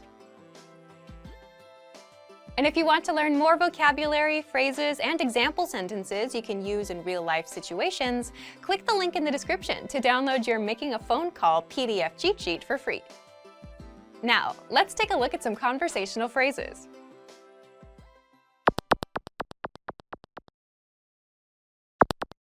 Listen to the dialogue. ألو، عايزة أكلم الموظف المسؤول.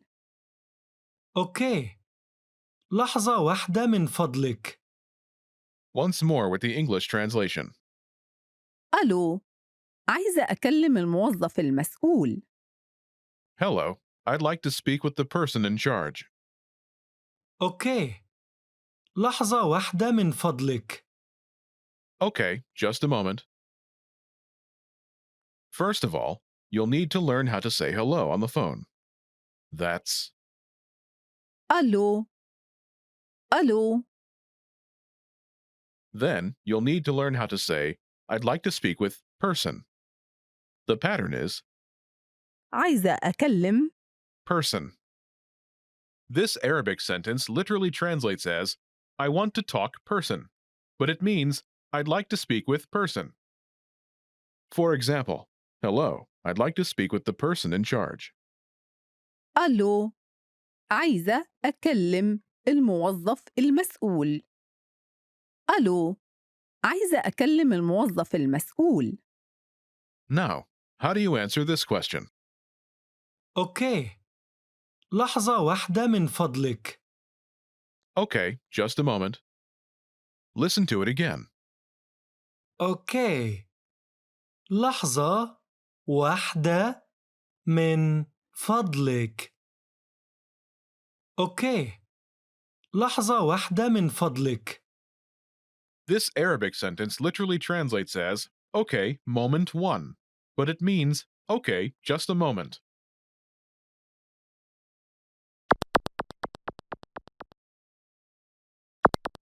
Here are a few more phrases you can use with the same pattern to talk on the phone. The person in charge. الموظف المسؤول. الموظف المسؤول. A sales representative. مندوب مبيعات. مندوب مبيعات. The manager. المدير. المدير. Customer service. خدمة العملاء.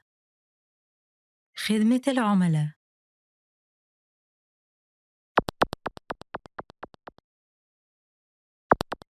Let's look at some examples. Listen and repeat or speak along with the native speakers. عايزة أكلم مندوب مبيعات. أوكي. لحظة واحدة من فضلك. عايزة أكلم المدير. أوكي. لحظة واحدة من فضلك. عايزة أكلم خدمة العملاء. أوكي. لحظة واحدة من فضلك.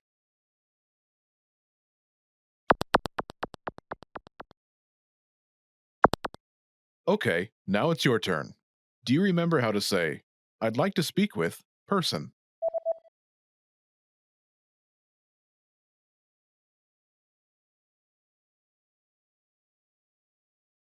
عايزة أكلم Person. And how do you answer it?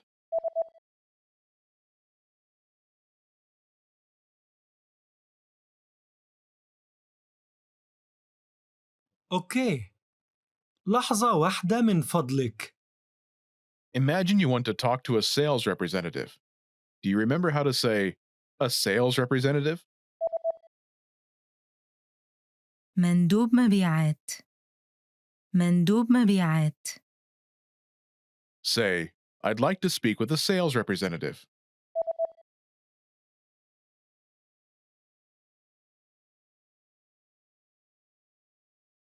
عايزة أكلم مندوب مبيعات. Now say you want to talk to a sales representative and answer it.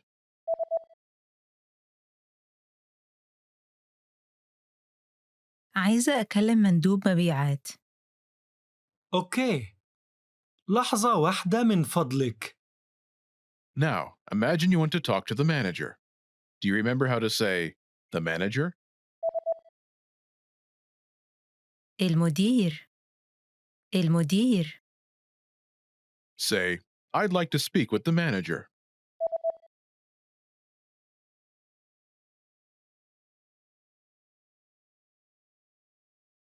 عايزة أكلم المدير. Now say you want to talk to the manager and answer it.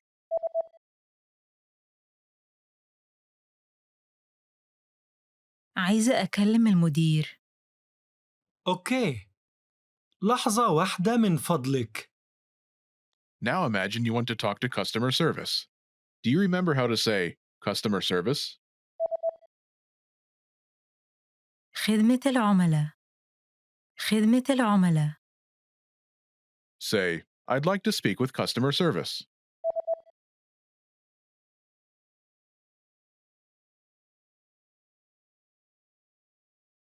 عايزة أكلم خدمة العملاء. Now say you want to talk to customer service and answer it.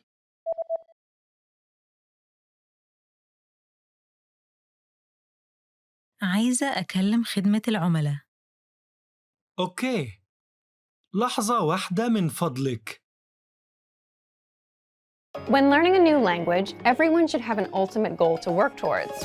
Whether you want to be able to connect with a relative, easily order food while traveling, or go somewhere new, having an end goal for your learning can be very motivating.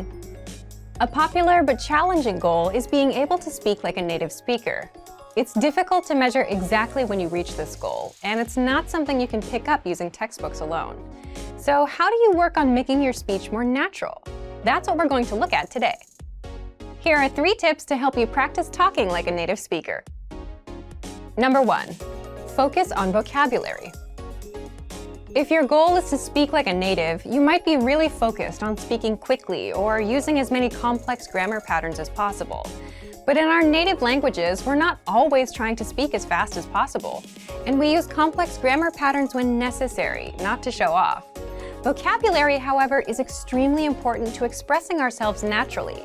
Your choice of words can reveal a lot about you and your understanding of the language. Most learners have had the experience of using a phrasebook or a dictionary to find a word they want to use, trying the word in conversation, and getting a look of confusion from the native speaker. In some cases, although your word choice may be grammatically correct, the word may be inappropriate for the situation or totally unnatural. This is especially important in business and other formal situations, where the right level of formality and professionalism is key. Being able to understand nuances in vocabulary words can also help you understand relationships between people just by listening to the conversation. Try to listen to many different types of conversations. Listen to how people talk to their friends, their superiors, and in customer service situations. This will give you a better idea of how to talk to others naturally. In some languages, you can omit words from sentences or use more direct communication styles. It's important to be aware of these things so you can apply them yourself. Colloquialisms and slang are also commonly used in most languages. As this sort of vocabulary is always evolving, it can be difficult to keep up with the latest words. Talk with native speakers and consume media in your target language to make sure you pick up these kinds of expressions. Media is a great resource for your learning. Ultimately, knowing the appropriate vocabulary to use for each situation will really help you sound more knowledgeable. Number 2, perfect your accent. With every language, there are unique pronunciation and intonation challenges. Some languages are tonal languages, and a change in pitch can completely change the meaning of a word. Then there's the fact that most countries have multiple dialects, and so people from one area of the country may sound different from those in another. So what is the best way to listen to a wide range of accents and different pronunciations? Video and audio resources are a great way to do this. YouTube is a perfect place to start because people from all kinds of different backgrounds upload videos to the platform. You can watch educational videos, daily life vlogs, cooking shows, a travel series, whatever interests you. Pay attention to the different ways people speak. Everyone is unique. And then practice speaking like them. This kind of practice can help you sound more natural. One note, please be aware of the type of resources you're using. For example, if you find a video where a speaker uses a rare dialect, it might not be a good idea to use that for your pronunciation practice, unless you have a special reason for studying a specific accent. As a general rule, it's best to try to search for practice resources that use a standard form of the language you're studying. Number 3, copy what you hear. Do you remember how you learned to speak as a child? We rarely learned new words just listening to them, or reading after we learned how. When we were little kids, we imitated the sounds we heard by repeating the sounds out loud. While you're talking to a friend, watching videos, or listening to audio in your target language, you can do this to try and replicate the way they speak. Doing this will help you work on mastering the flow of the language, your accent, intonation, and pronunciation. Of course, you might also pick up some new vocabulary this way. Make sure to repeat new words often. It's a great way to make sure you remember them. Try doing this using a number of different mediums and sources. That way, you'll be exposed to the diversity that the language offers and master the fundamentals of pronunciation.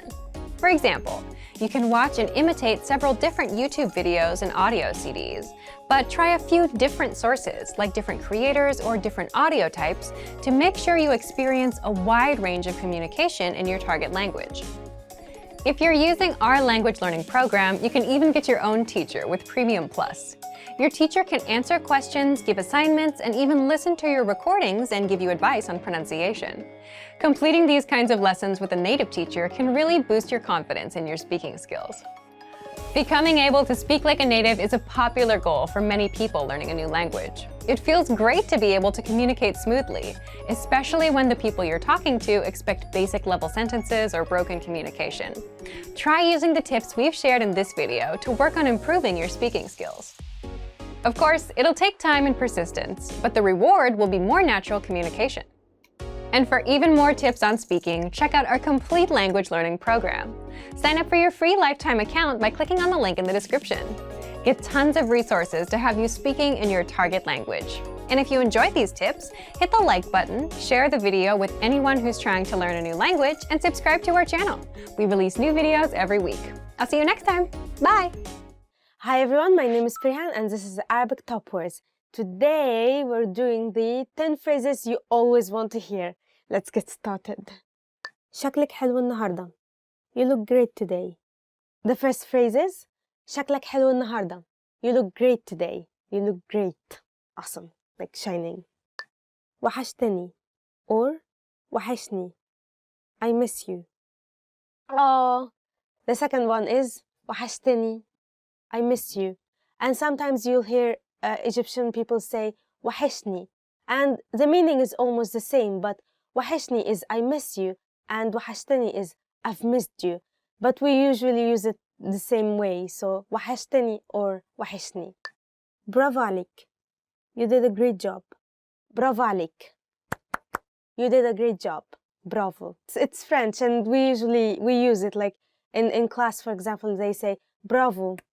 ممتاز means great. So they say bravo, ممتاز. هيكون في بونص في آخر الشهر. There will be a bonus at the end of the month. This is every employee's dream, is to hear هيكون في بونص آخر الشهر. There will be a bonus by the end of the month. I would love to hear this. Yeah. أنتي طباخة ممتازة. You're an excellent cook. The next one is every mother or every girl's dream. أنتي طباخة ممتازة. أنتي طباخة ممتازة. You're an excellent cook. استريحي أنتي وأنا هنضف النهاردة. Take a break. I'll do the cleaning today. And this is every mother's dream, is to hear استريحي أنتي وأنا هنضف النهاردة. You take a break. I'll clean today. I never say that. I'm such a bad person. But I usually clean my room so my mom doesn't have to clean it. أنت كسبت.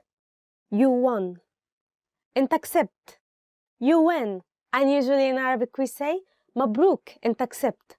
Congratulations, you won. Usually in Egypt we have this kind of commercials where they just pick a random person and say مبروك كسبت معنا عربية. Congratulations, you won a car with us. Yeah, but usually it's not true. Commercial beat. كان عندك حق. You were right. The next one is what everyone would like to hear sometimes is كان معك حق. You were right. And usually if you remember from previous lessons, we learned the word مش قلت لك كده? Didn't I tell you so? And usually you would respond or answer أيوة كان معك حق. Yes, you were right. جبت حاجة عشانك. I bought you something special. And the next one is what every girl likes to hear. جبت حاجة عشانك. جبت لك حاجة. I bought you something special. If someone says that to me, I'll be like, oh, even if it's too small, like, yeah. I don't know. I'll buy them something like a photo frame or something like that.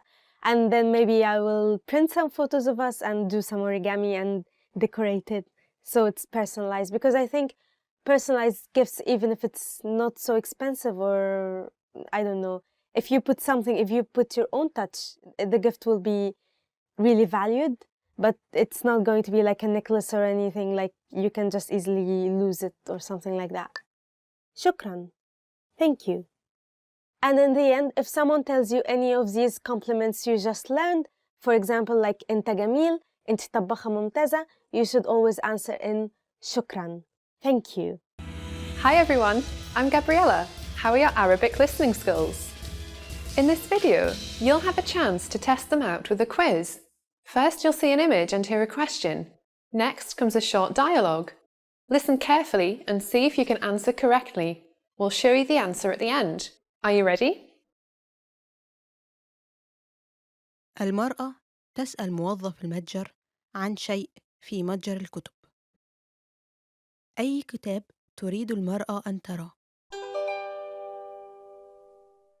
عذراً، أود أن ألقي نظرة على الكتاب الذي فوق الرف. أي كتاب فيهم؟ الذي يتكلم عن السيارات. لحظة من فضلك، هذا هو؟ نعم، هذا هو. تفضلي. أي كتاب تريد المرأة أن ترى؟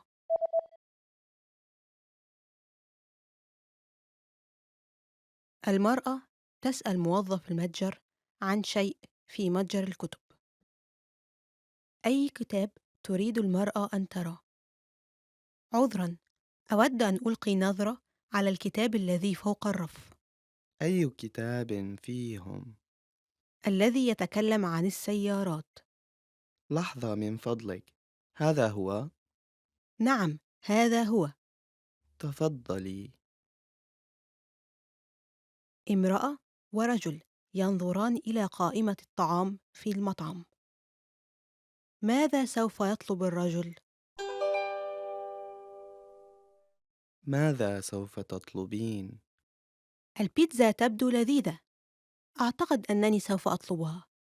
لقد تناولت البيتزا أمس، لذلك حسناً، ما رأيك بالهمبرجر؟ هذا يبدو جيداً، سوف أطلبه. ماذا سوف يطلب الرجل؟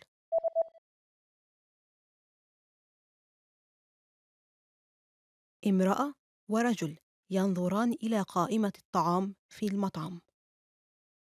ماذا سوف يطلب الرجل؟ ماذا سوف تطلبين؟ البيتزا تبدو لذيذة. أعتقد أنني سوف أطلبها. لقد تناولت البيتزا أمس، لذلك حسناً، ما رأيك بالهمبرجر؟ هذا يبدو جيداً، سوف أطلبه. رجل يتصل بعيادة الطبيب. في أي وقت عليه أن يكون في عيادة الطبيب؟ مرحباً، كيف أستطيع مساعدتك؟ في أي وقت تغلقون اليوم؟ نحن نغلق في الساعة 6، ولكن هل يمكنك المجيء قبل 5:30 لو سمحت؟ حسناً، شكراً. في أي وقت عليه أن يكون في عيادة الطبيب؟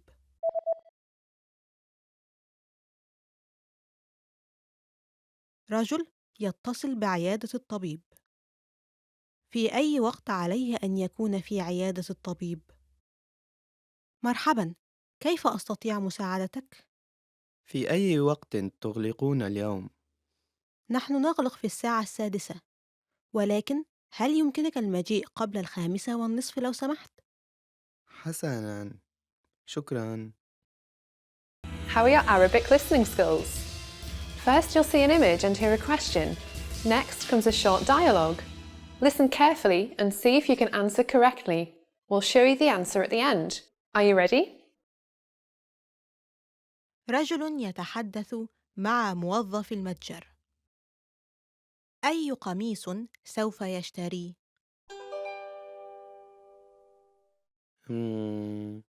أي قميص تظنين أنه الأفضل؟ الأبيض أم الأزرق؟ أظن أن الأزرق أفضل. إنه يلائم سترتك الرمادية. هل تظنين ذلك؟ ولكنه لا يلائم ربطة عنقي الحمراء، أليس كذلك؟ حسناً. أوافقك الرأي. حسناً، سوف آخذ القميص الأبيض وليس الأزرق. أي قميص سوف يشتري؟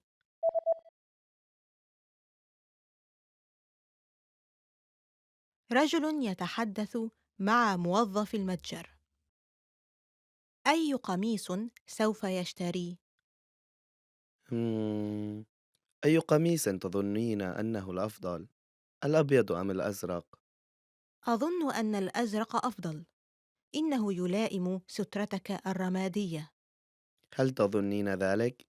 ولكنه لا يلائم ربطة عنقي الحمراء، أليس كذلك؟ حسناً. أوافقك الرأي.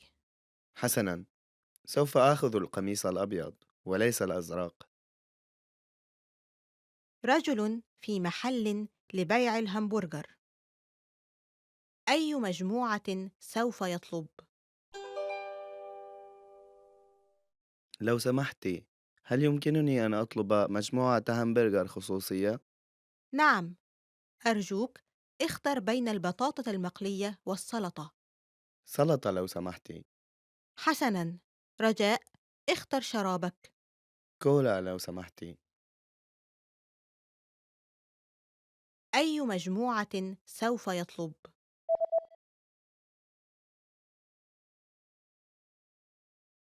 رجل في محل لبيع الهمبرجر. أي مجموعة سوف يطلب؟ لو سمحتي، هل يمكنني أن أطلب مجموعة همبرجر خصوصية؟ نعم، أرجوك اختر بين البطاطا المقلية والسلطة. سلطة لو سمحتي. حسناً، رجاء اختر شرابك. كولا لو سمحتي. طاهية تصنع كعكة. ماذا وضعت الطاهية داخلها؟ اليوم سوف نصنع كعكة.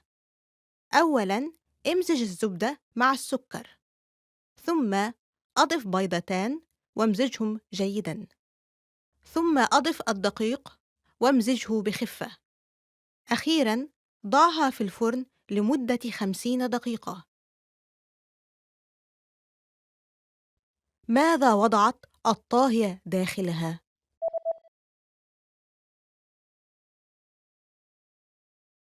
طاهية تصنع كعكة. ماذا وضعت الطاهية داخلها؟ اليوم سوف نصنع كعكة. أولاً، امزج الزبدة مع السكر، ثم أضف بيضتان وامزجهم جيداً، ثم أضف الدقيق وامزجه بخفة. أخيراً، ضعها في الفرن لمدة 50 دقيقة. Hi everyone, my name is Perihan and this is Top Arabic Words. Today's topic is going to be about 10 reasons to learn Arabic. So let's get started. هي لغة جميلة. It's a beautiful language. The first reason you will want to learn Arabic because هي لغة جميلة. It's a beautiful language. Arabic is very beautiful. It has beautiful calligraphy, it has beautiful poetry, beautiful literature. So definitely it's a beautiful language and you should invest more time into learning it. عشان أعمل chat مع صحابي المصريين. To chat with my Egyptian friends. عشان أعمل chat مع صحابي المصريين. To chat with my Egyptian friends. For example, you can say عايزة أتعلم عربي عشان أعمل chat مع صحابي المصريين. I want to learn Arabic to chat with my Egyptian friends. Egyptians are so friendly, they're so nice, but in the social media they usually use Franco-Arabic, which basically is the English alphabets mixed with letters. So if you want to learn Arabic specifically to chat with your friends, probably you should learn the Franco way of writing Arabic, which is probably a way more easier than learning Arabic in the Arabic alphabets in the Arabic script. عشان أترجم to do translations. عشان أترجم to do translation.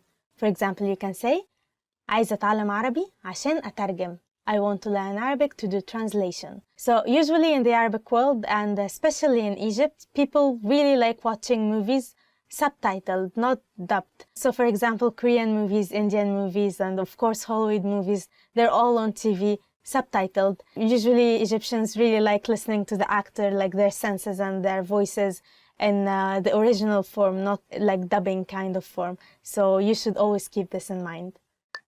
عشان أشوف الأفلام من غير ترجمة. To watch movies without subtitles.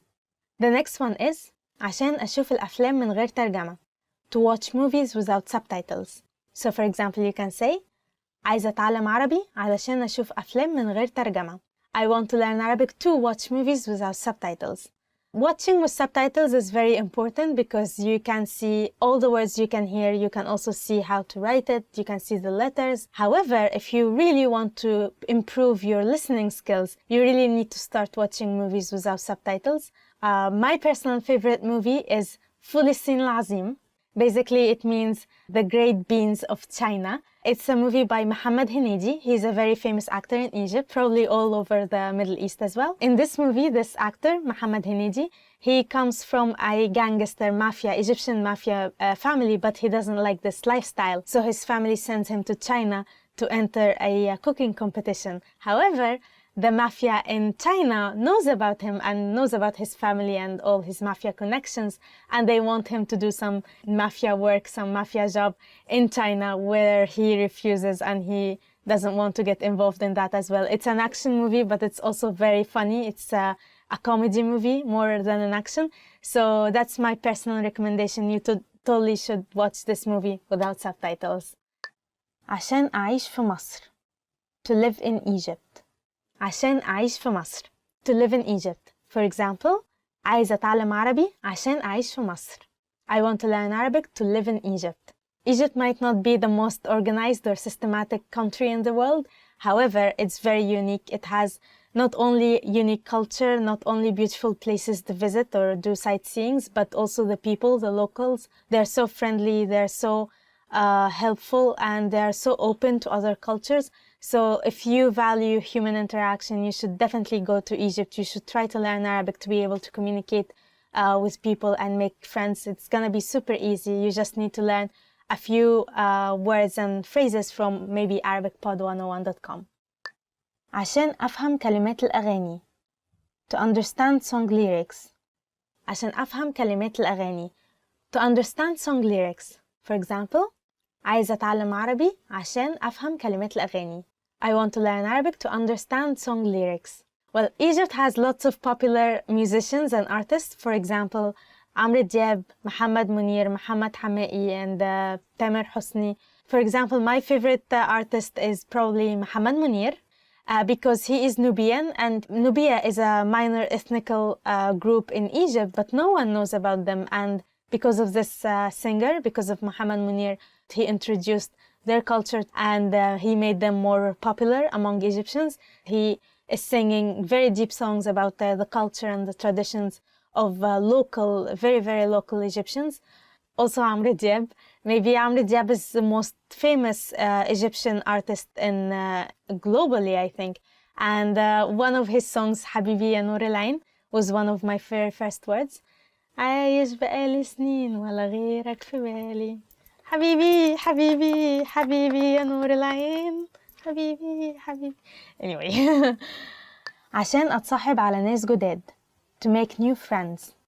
عشان أتصاحب على ناس جداد. To make new friends. For example, عايزة أتعلم عربي عشان أتصاحب على ناس جداد. I want to learn Arabic to make new friends. Egyptians or Arabs in general, they're so friendly, they're so nice.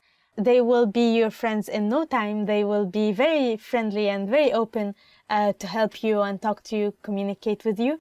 So maybe you should put some effort, maybe, into learning some of their favorite phrases or some of the words they can quickly relate to, and try to be friends with them as quickly as possible.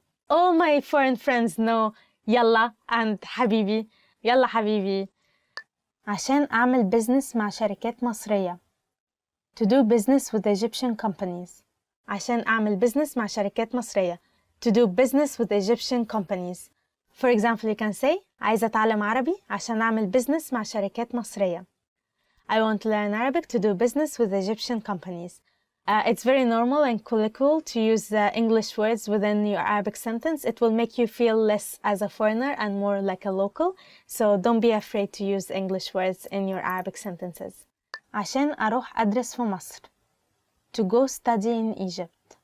عشان أروح أدرس في مصر. To go study in Egypt. For example, you can say عايز أتعلم عربي عشان أروح أدرس في مصر.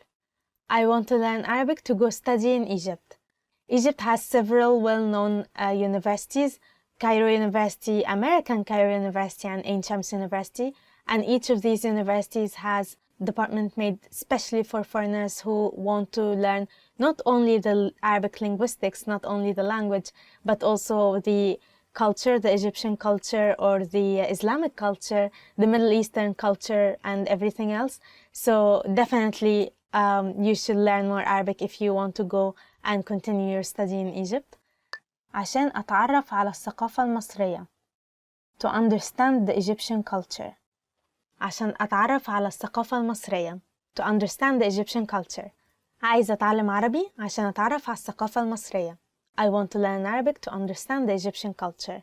The Egyptian culture is huge. It's full of various civilizations. If you're interested in the ancient Egyptian cultures with the pharaohs and the history of the pyramids, if you're interested in the Islamic Egyptian culture, the Ottoman Empire culture in Egypt, there are lots of interests you can get from the Egyptian culture. So definitely, if you want to get to know more about this unique culture, you should learn Arabic. Want to speak real Arabic from your first lesson? Sign up for your free lifetime account at arabicpod101.com. Hi everybody, this is Nora from ArabicPod101.com and welcome to our new series, Ask an Arabic Teacher. In this series, I'm going to be answering some of your most common Arabic questions. The question for this lesson is, which dialect of Arabic should I learn or focus on? The variant of Arabic you should learn depends on your goals and what you want to achieve using your knowledge of Arabic. If you want to learn Arabic to become a professional translator, work in politics, read newspapers, or write reports for work, then you should definitely focus on Modern Standard Arabic. On the other hand, if you want to be able to communicate with Arabic-speaking people, you have to learn a popular dialect that's widely understood, like Egyptian Arabic or Levantine Arabic. As Nelson Mandela once said, if you talk to a man in a language he understands, that goes to his head. If you talk to him in his language, that goes to his heart. And let's get the facts straight. Nobody speaks Modern Standard Arabic in their daily conversations, not one person in the whole entire world. To understand the difference in usage between Modern Standard Arabic and dialects, you need to know what Modern Standard Arabic and dialects mean to Arabic-speaking people. Babies learn the dialect of their country or region first to communicate with their parents. Then, when they go to school, they start learning how to read and write Modern Standard Arabic, because this is what they will use to read textbooks, take exams, read books and newspapers. They will learn it from kindergarten up to the end of high school. But depending on their major, they might take more Modern Standard Arabic courses throughout their college years. For example, if their major is translation or journalism, they will continue taking classes because that's what the news, the formal and legal papers is written in. Other than that, social media, speaking with professors, co-workers, teachers, friends, and family is all in dialect. That's why the average Arabic-speaking person might make a lot of mistakes when trying to use Modern Standard Arabic. Even Arabic speakers need a lot of proofreading when they're writing a very important document. What about choosing between dialects then? Variants of Arabic dialects sound pretty different from each other. They're almost like a different language. Choosing the dialect to study, of course, has to do with the region of the Arabic-speaking world you're interested in, but you should keep another factor in mind. Some dialects are easier to learn and pronounce depending on your native language. For instance, I noticed that Levantine dialects are easier to learn than Egyptian dialect if your native language is Japanese. That's because of similarities in rhythm and phonemes. So listening to different dialects is a good way to get a feel of how they sound before you make up your mind. Keep in mind, though, that the most widely understood Arabic dialects are Egyptian Arabic and Levantine Arabic because of how popular their media is in the Arabic-speaking countries. I hope you liked our lesson. If you have any more questions, please leave a comment below and I will see you in the next episode. Salam! Everyone, my name is Rayhan and this is Arabic Top Words. Today's lesson is going to be about top 10 questions you should know. اسمك إيه? What's your name? اسمك إيه? Can you guess it? It's what's your name? If you meet someone and you say اسمك إيه? And the guy or the girl will respond with their name and they will say, for example, اسمي بريهان. إزيك? How are you? After this person will say اسمك إيه? They'll probably say إزيك, which means how are you? And you would answer أنا كويسة. أنا كويس. أنا كويسة is for female and أنا كويس is for male. And you can also say الحمد لله, which means thank God.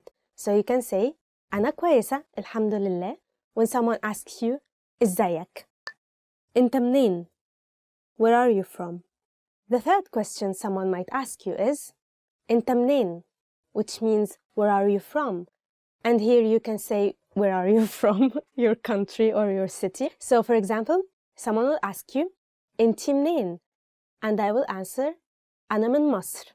I'm from Egypt. Or أنا من القاهرة. I'm from Cairo. عيد ميلادك إمتى? When is your birthday? The fourth question someone might ask you is عيد ميلادك إمتى? When is your birthday? For example, someone will ask me, I'm a female, so they will ask me عيد ميلادك إمتى? And I will answer عيد ميلادي في يونيو. My birthday is in June. ساكن فين? Where do you live? Another question someone might ask you is ساكن فين? Where do you live? And you might answer specifically your street name or the city where you live. So for example, you can say أنا ساكن في المهندسين. I live in مهندسين, which is a district in Egypt, in Cairo. بتشتغل فين? Where do you work? Another question someone will ask you is بتشتغل فين? Where do you work? And here you can say your workplace, your company's name, and so on. So for example, I will say بشتغل في شركة أدوية.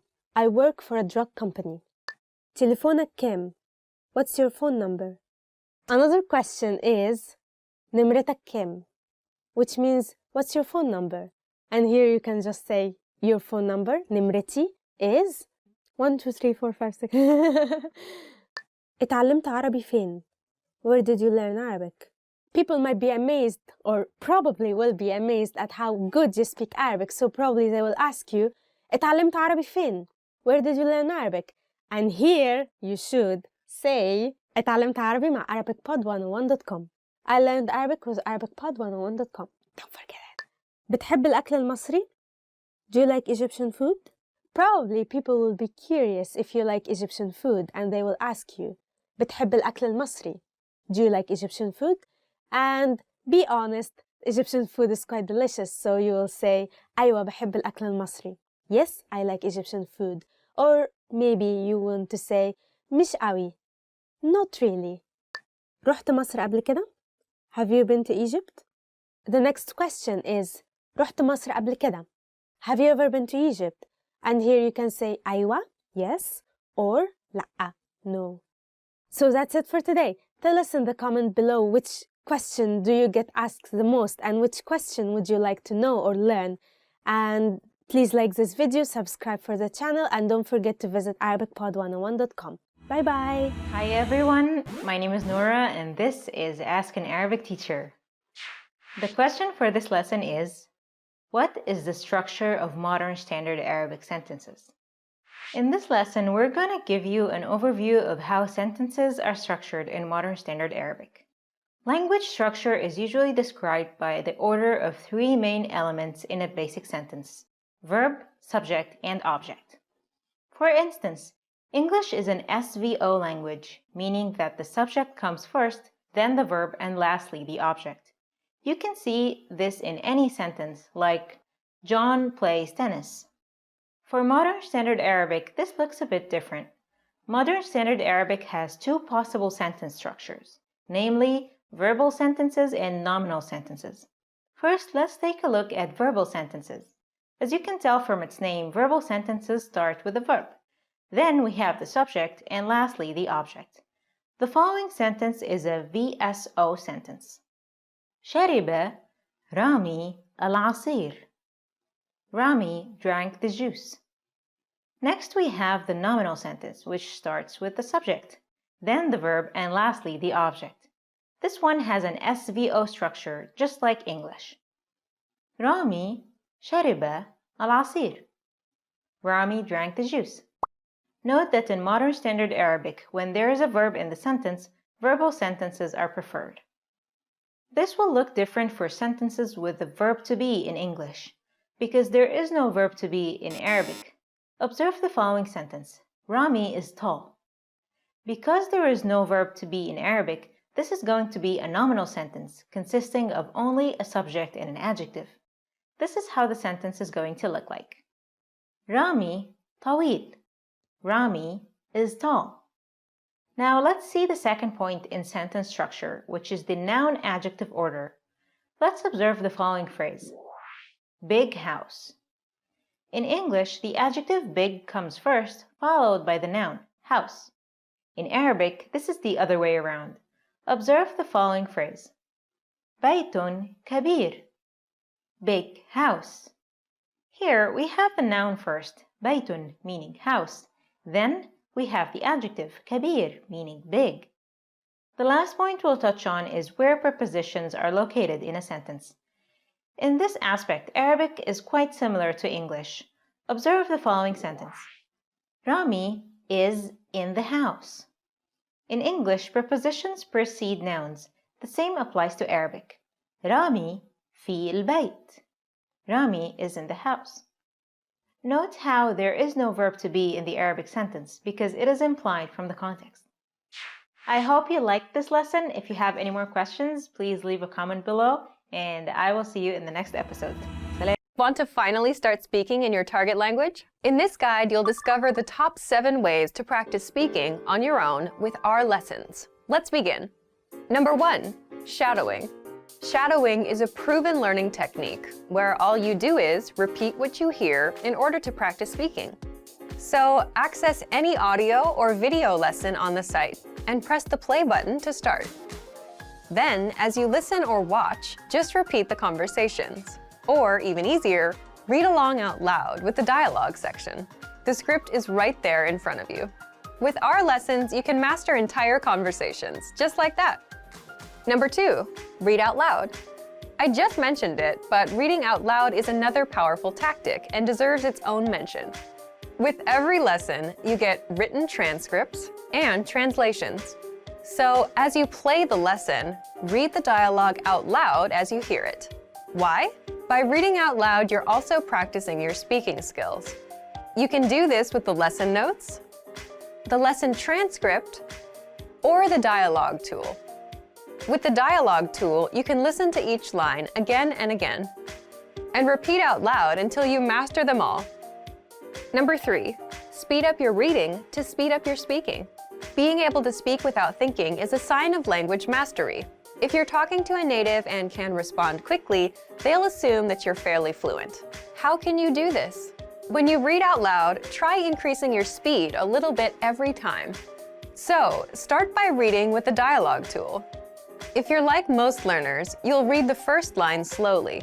That's because you're still getting used to the words, which is okay. Reread it. On your second try, you know most of the words, and you'll read a little faster.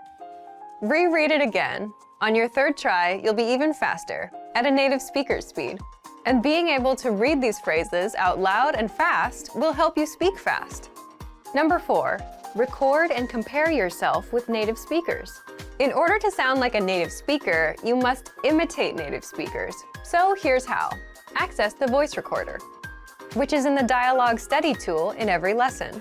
Click on the microphone icon. Listen to the native speaker's audio, and then record yourself.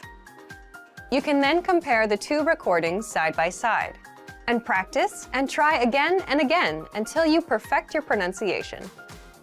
Number 5, get feedback from our Premium Plus teacher. If you're learning by yourself and don't have access to real teachers, then you can always get feedback from our Premium Plus teachers. With the My Teacher tool, you can record yourself speaking and send the audio file to the teacher. They'll review it and tell you what to improve and how. That's it. Number 6, level up your speaking with Premium Plus assignments. With Premium Plus, you can also get assignments that cover reading, writing, listening, and even speaking from your teacher. These assignments can be tailored to your goals and needs. You get a new one every week, or anytime you're ready for a new one. Number 7, get even more lessons in the lesson library.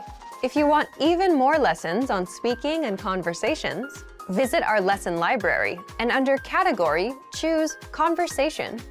You'll get all of the pathways and lessons that are focused on speaking. If you enjoyed these tips, hit the like button, share it with anyone who's trying to learn a language, and subscribe to our channel. We release new videos every week. And if you're ready to finally learn language the fast, fun, and easy way, and start speaking from your very first lesson, get our complete learning program. Sign up for your free lifetime account right now. Click the link in the description. I'll see you next time. Bye!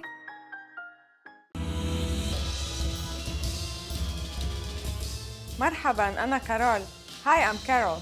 Welcome back to ArabicPod101.com's العربية في 3 دقائق, the fastest, easiest, and most fun way to learn Arabic. In the last lesson, we learned how to thank people by saying shukran and shukran jazilan. In this lesson, we learned some of the most common greetings used in Arabic-speaking countries. هل أنتم جاهزون? Are you ready? فلنبدأ, then let's start. The most common greeting is marhaban or hi. Marhaban. This is a general way to greet people when you see them. A more cultural greeting is assalamu alaikum. This means peace be with you and is generally used only by Muslims. We say it when we meet someone and also when we leave. Assalamu alaykum. Someone could respond to Assalamu alaykum with marhaban or hi, but it is more polite to respond to such greetings in the corresponding way. Since Assalamu alaykum means peace be with you, when greeted in that way, we should answer back with wa alaykum assalam, which literally means peace be with you too. Wa alaykum assalam. Whether you use marhaban, hi, or assalamu alaykum, it is also polite to ask the person how they are. Kayfa haluka? How are you? Kayfa haluka? Don't forget that in Arabic, the word you needs to have a gender.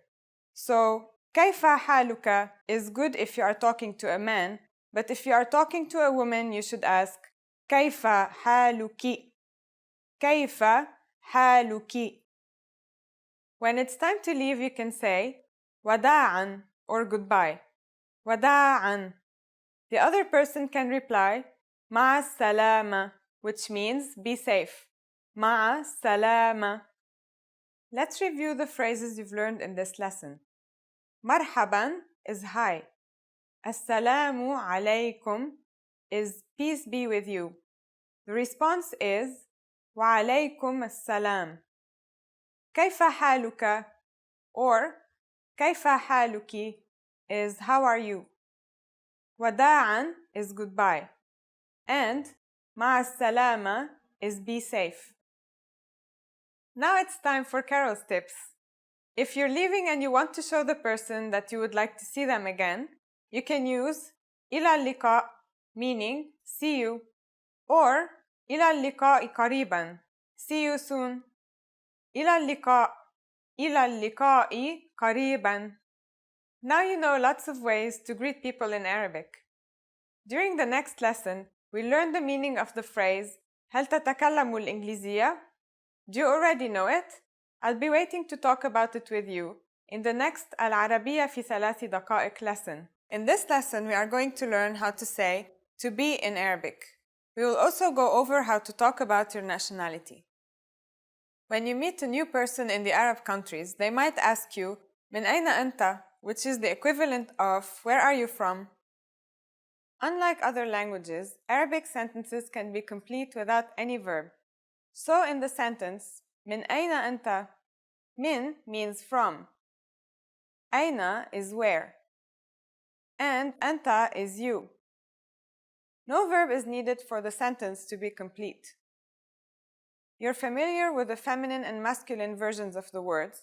So in this case, if you're a girl, you will be asked من أين أنتِ? أنتِ is the feminine form of أنت or you. Here you could answer I am from plus the country or أنا من. For example, I am from Italy is أنا من إيطاليا. To return the question, you can simply say وأنت, which is and you for a guy, and وأنتِ for a girl. Another way of asking someone where they are from is ما هي جنسيتك? Or what is your nationality? ما is what. هي can be translated as is but is not a verb, and جنسية is nationality. By replacing the H with tuka at the end, it becomes your nationality. Of course, if the person is a girl, we should ask ما هي جنسيتك? Altogether, it is ما هي جنسيتك? Or ما هي جنسيتك? Answering both questions we learned is very easy. You just say أنا, which means I am, then your nationality. For example, أنا أمريكي, I am American. أنا أمريكي. Just replace أمريكي with your own nationality. I am German is أنا ألماني. I am Italian is أنا إيطالي. I am Brazilian is أنا برازيلي. Be careful because this is how you refer to your nationality if you're a male. For the feminine form, you have to add iya at the end of the nationality. For example, if you are an American woman, you will say أنا أمريكية. German women say أنا ألمانية. For Brazilian women, it is أنا برازيلية, and so on. Now it's time for Carol's tips. Be careful because in Arabic, country names have a gender. So for example, Italy and France are feminine, and Portugal and Morocco are masculine. In this lesson, we learned how to talk about nationalities. Next time, we'll learn how to talk about locations, again without using a verb. I'll be waiting for you in the next العربية في 3 دقائق lesson. إلى اللقاء قريباً. See you soon. Expand your vocabulary with our Core 2000 Words ebook. It's free and packed with essential expressions that you'll use on a daily basis. Start building your vocabulary today. Click the link in the description below to download your free Arabic ebook before it's gone.